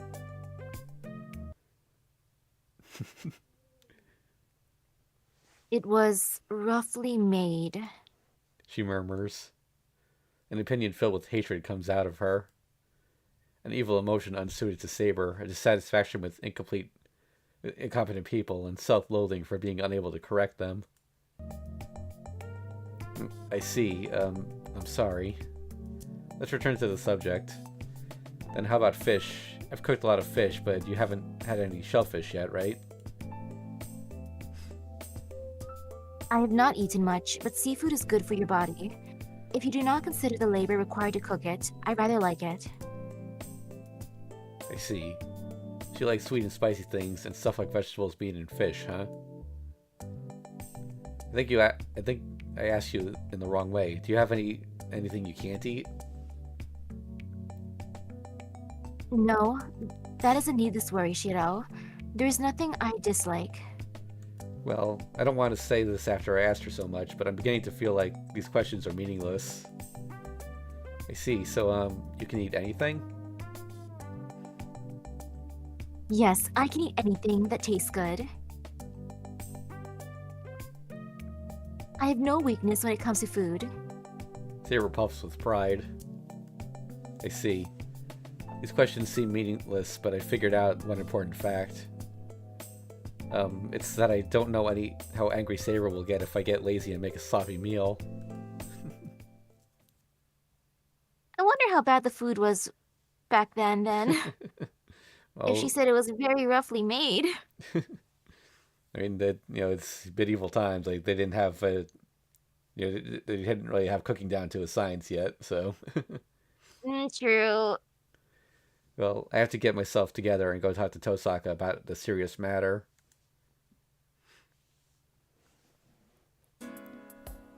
We get away from Fujine, who's in the living room, and continue the meeting out on the porch. Expected it not to finish so easily because we've talked about it since noon, but It's impossible to challenge the Riro temple at the moment. The only thing we can do is set up some sort of trap to lure Caster out. Tosaka concludes. Well, you're right, but The problem is a trap. Well, I have 2 or 3 possible ideas, so you can stand by for now. In the worst case, I'll have you and Saber be the bait. after saying something dangerous, Tosaka opens the sliding door. The cold air comes in. Maybe this porch is special, as it's only a bit chilly. It's just like that night 5 years ago. The porch is warm enough to be able to sit down and watch the moon even during the winter time.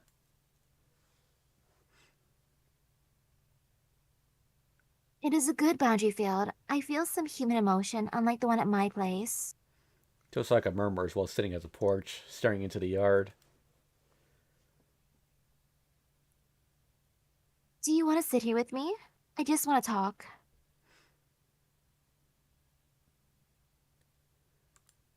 I sit next to her silently.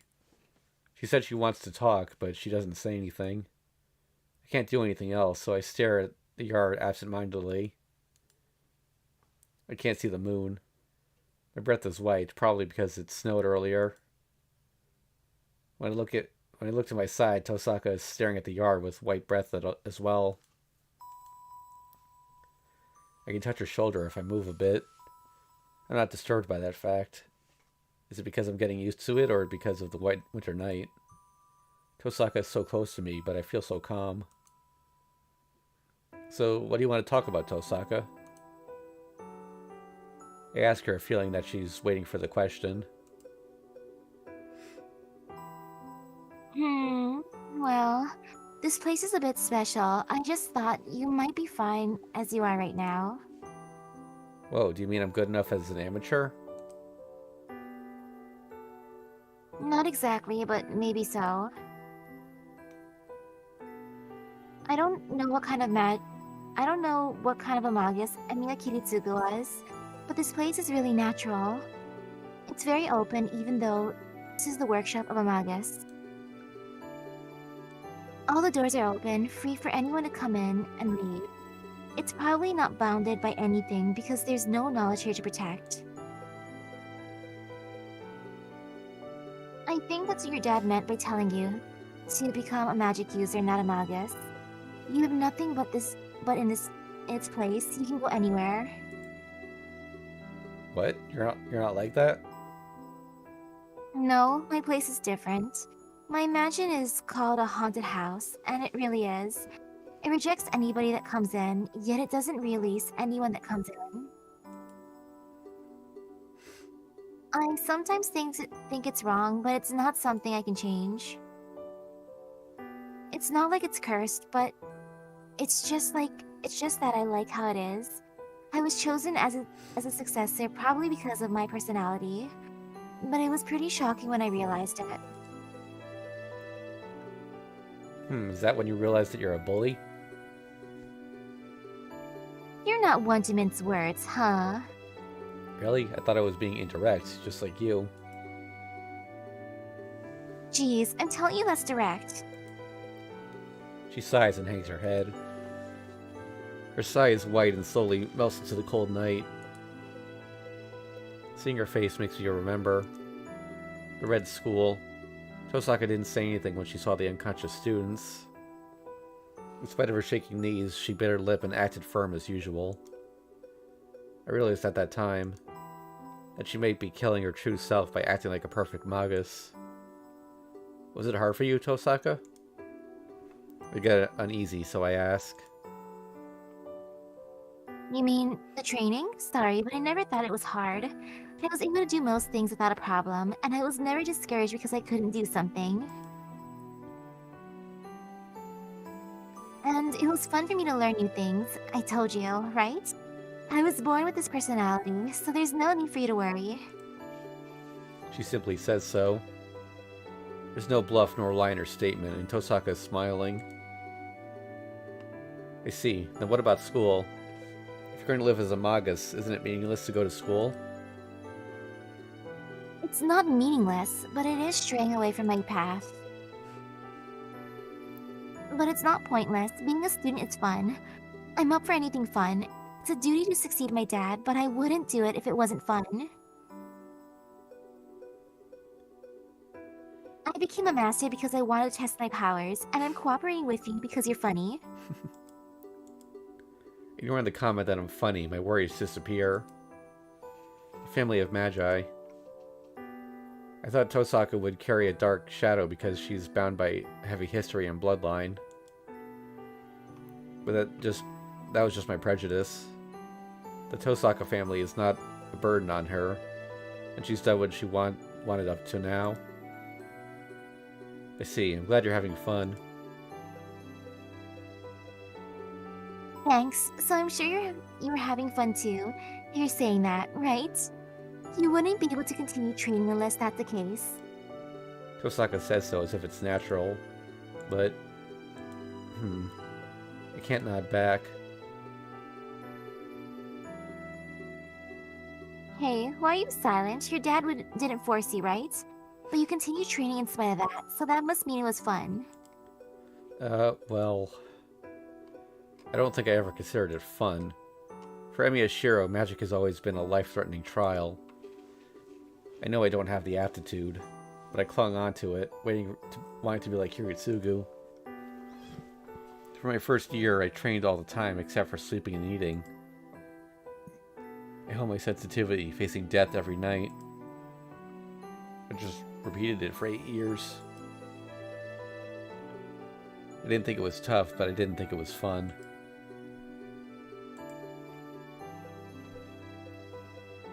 Wait, answer me, Emiya-kun. I might have severely misunderstood you. Tosaka glares at me seriously. Crap. I have to answer if she makes a face like that. Yeah, I never thought training in magic was fun. I never considered magic or training to be fun, but I was glad to have people around me be happy. I thought I could be of help to someone if I studied magic. I wanted to be a superhero like Hiritsugu. I learned magic for that reason. Well, that's my reason. Then what? You didn't learn magic for your own good? Huh? Wait, isn't this for my sake? I'm glad to be of help to someone. Hey now, you may be glad, but you're not having fun.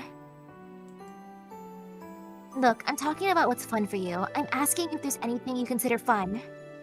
Tosaka roars out. Even if she says so, I can't answer what I don't know. I can't think of anything that's fun for me, and most of all, I'm not qualified to have such a wish. That makes me mad. In short, you're just caring for others and not caring for your own self. She suddenly stands up and points at me. Wait, Tosaka, your finger. Your finger, no, your nail is touching my nose. Shut up. Don't talk back to me. Jeez, I always thought you two were alike, but I didn't think you guys were this similar. Rejecting my protest, Tosaka closes in on me even more. Hold on, calm down, Tosaka. Why are you so mad? I'm angry because you can't tell. Jeez, why did nobody tell you? She shakes her fist. I'll have to stay silent for now. I'll stay quiet until Tosaka's anger goes away. So, after venting for a while...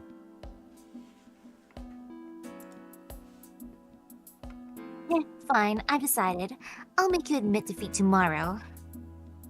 She says so, if smacking me with a glove. That's disturbing. Are we going to continue that fight? That fight, of course, is when she chased me around the school.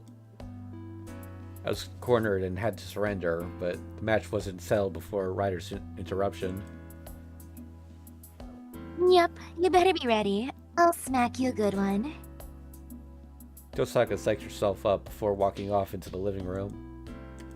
I don't know what's going to happen. So, I should be ready for anything?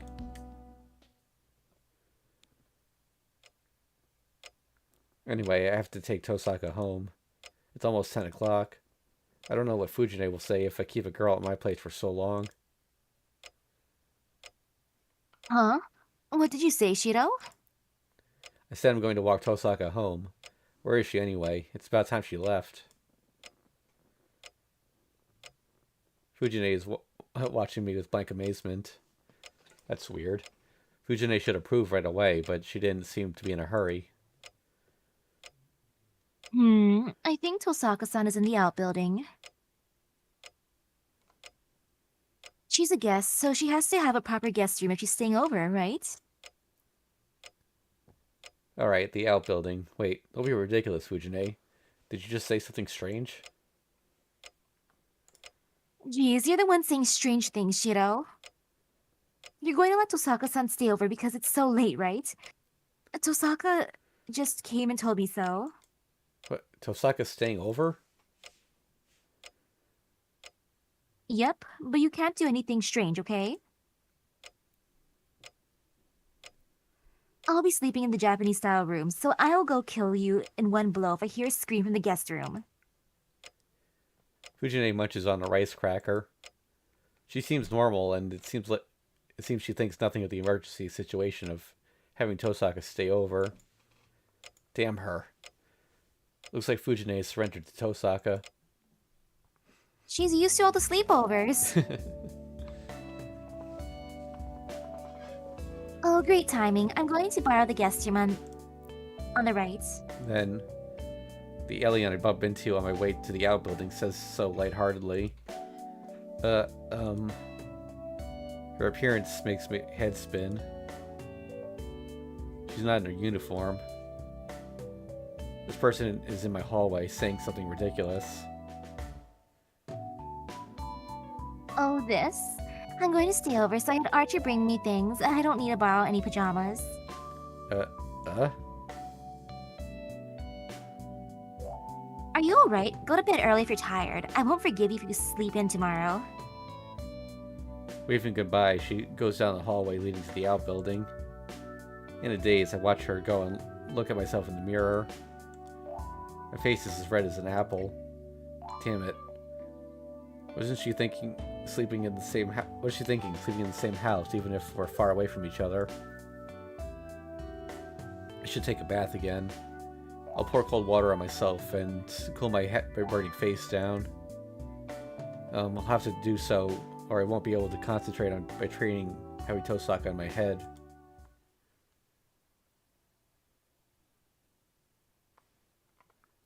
The lights go out. It's midnight, right when the day changes. I concentrate on my training while looking up at the frozen moon. Trace on. I insert a new nerve into my spine. I make a magic circuit within me, make magical energy, and understand the structure of the wooden sword in my hand.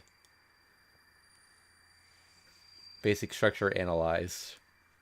I put magical energy into it and strengthen the wooden sword. I analyze the structure, alter it, and reinforce the matter. Composition, reinforce.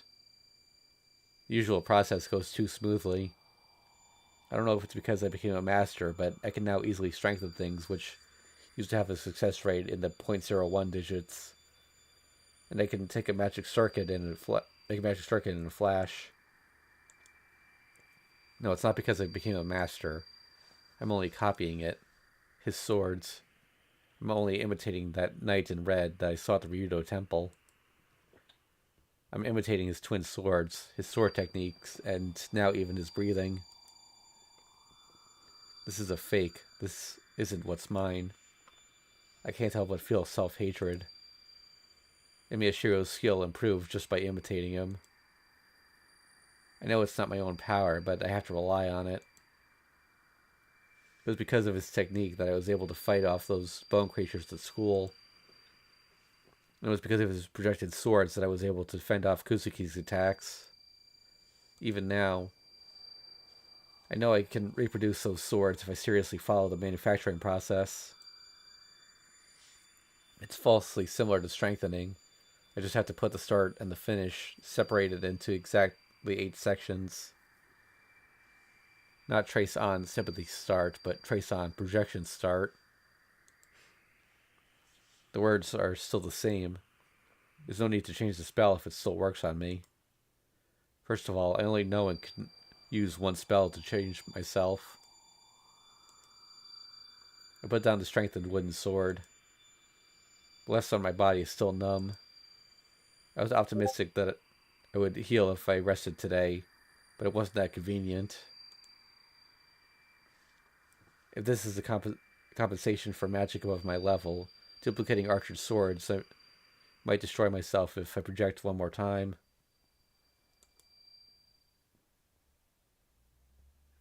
Phew. I removed the nerve inside my spine. My body is free from the poison called the magic circuit, and the tension escapes my body. Then... Shiro, are you not able to sleep? Saber quietly comes inside. No, that's not it. This is my daily routine, so don't worry about it. I must be relaxed, done with my daily routine. My voice is surprisingly gentle.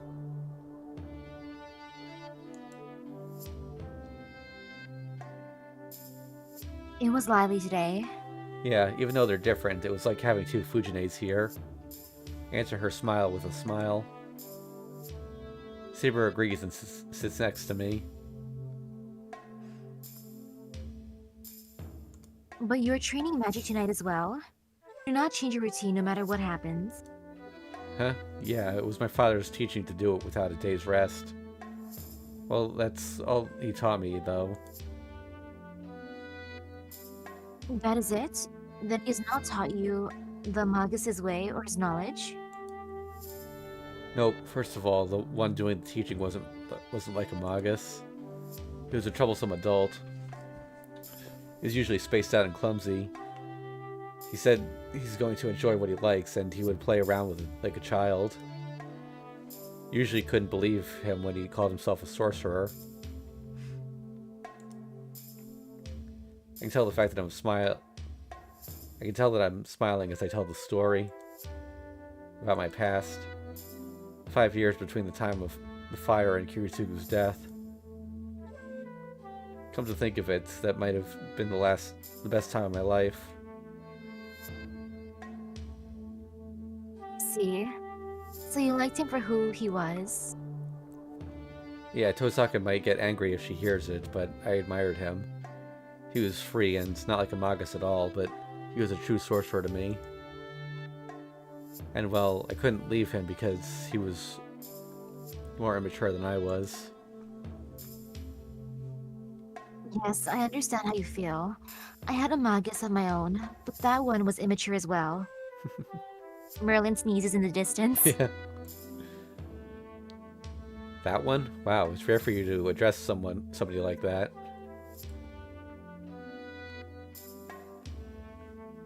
He is an exception. He was an ancient man. I respected him and loved him, but at the same time, he was the cause of every trouble. It would have been a better age if he were not as mischievous. Wow, that's some way to put it. He sounds like a real bad guy. He was. Worse still, he was weak against love affairs. Or should I say, full of love? Well, that led him to the downfall that caused him to be confined. But knowing that old man, I'm sure he's still casually talking about love. Is she stunned or smiling? Saber talks about her past and swallows her words a bit. After a brief silence... Shiro, what is going on with the left side of your body? Shiro, she questions me with straight eyes and what I didn't want her to know. What? You knew, Saber? Anyone will notice if you break that many plates. So, how is it? From what I can see, it seems the trouble is only in half of your body. Well, it's not as bad as trouble, it's just numb. I explained to her how I felt weird from this morning, and how it's not affecting my movements, and how it's probably the feedback from last night's projection magic. Saber looks at me with uneasy eyes. Well, I try to smile back to her, telling her it's alright. Most of your body is numb, huh? Well, it is natural. The knight in red is standing at the door. Archer.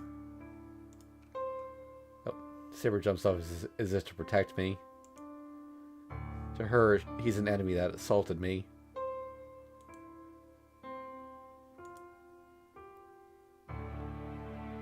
And he's an enemy to me as well. Drown in your ideals and die.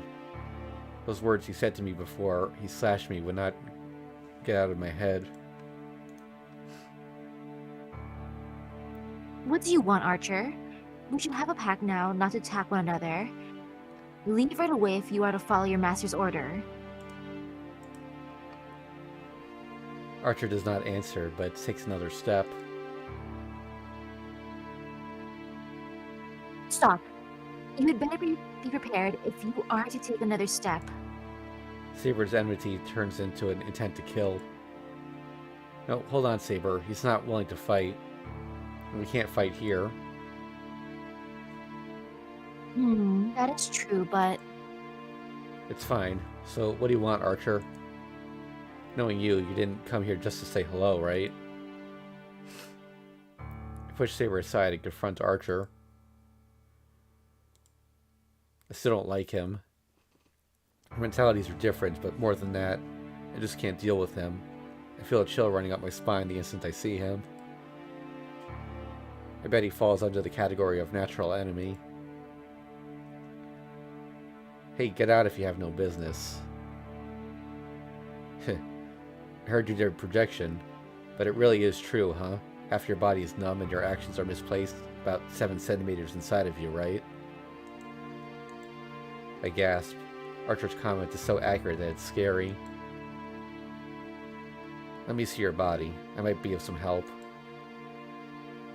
Archer reaches out.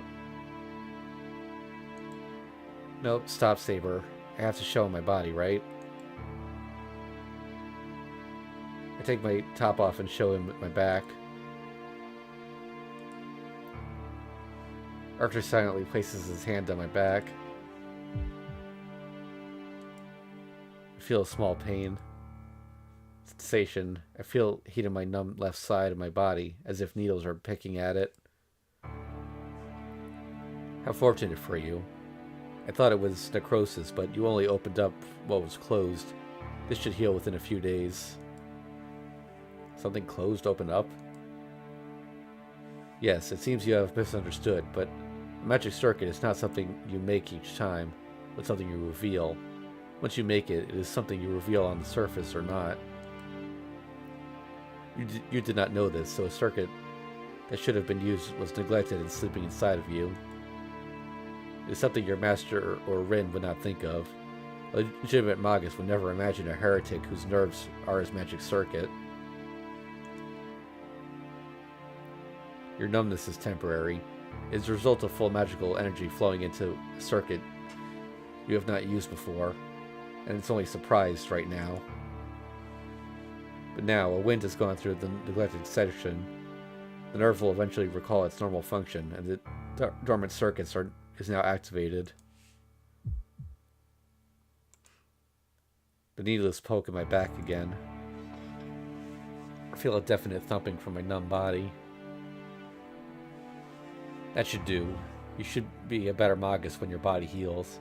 At any rate, you're too greedy if you try to make my swords the first time. Archer, let's go.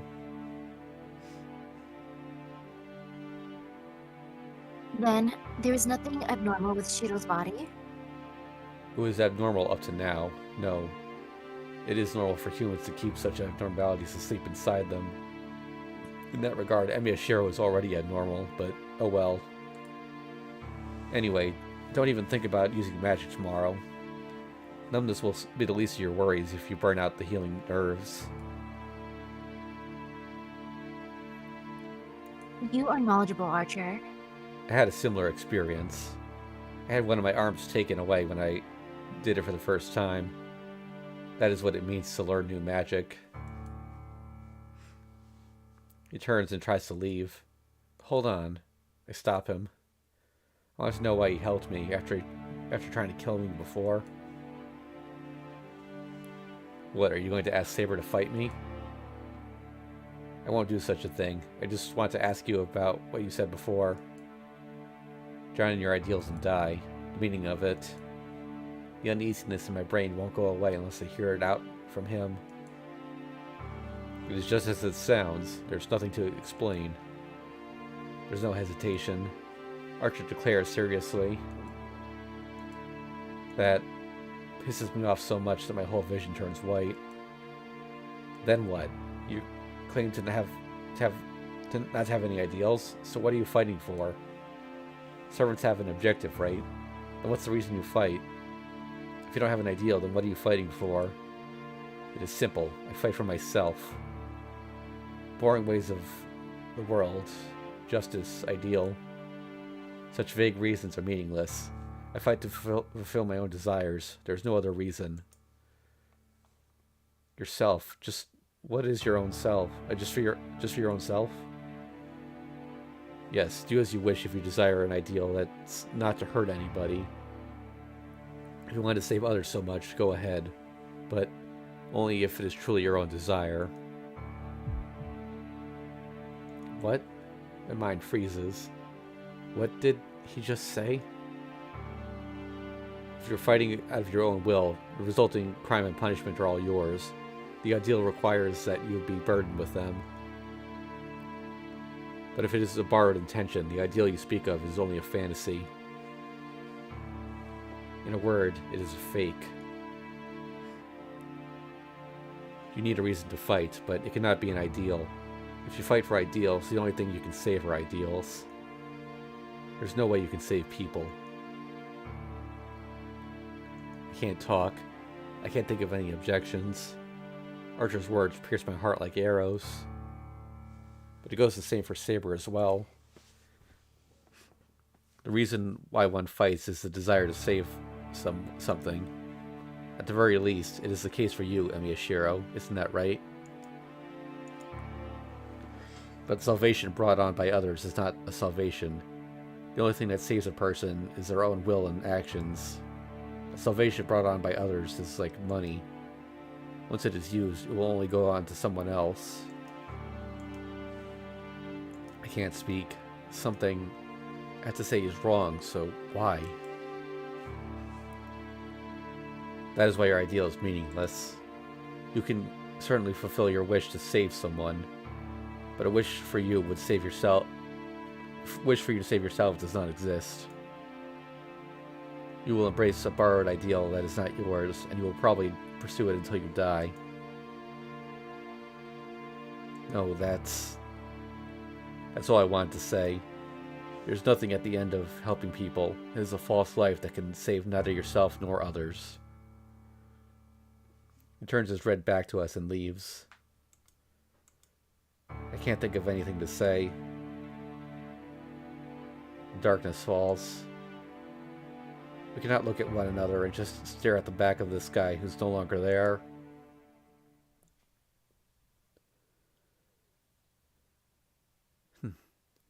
So it's a little early, but this day is actually pretty long, and I don't want to stop in the middle of it. So I think we're going to call it here for today. Witchcraft, though. That's going to be fun. Yeah. Just based on the name. All right. Yep. So thanks for watching, everyone. We're actually going to be taking a short break from the series. Misaki's going on vacation. So there will be no streams of this game for the next 2 weeks. We'll be back on Sunday, May 14th. That's correct, Misaki? Yes. Okay. I might try to stream something else Fate related during that downtime. If I've got a couple ideas, but yep. Aside from that, it'll be non-bit streaming stuff here for a while. As for non-Fate stuff, that I might stream something. I was going to stream on Tuesday, but that's actually the day that they're installing the fiber at my house, so I don't want to stream in the middle of that. If I do stream this week, it'll probably be on Thursday. There's a couple of games might want to check out. I haven't decided yet. But yep. So as far as this series is concerned, we'll see you in 3 weeks. Oh, also, I guess I've been getting more Twitch viewers here recently, so I just wanted to point out the VODs for the series are actually on my main YouTube channel, not the streaming channel, because just anything Fate related goes to my main channel. All right. Yep. So that's it. We'll see you guys next time. Bye.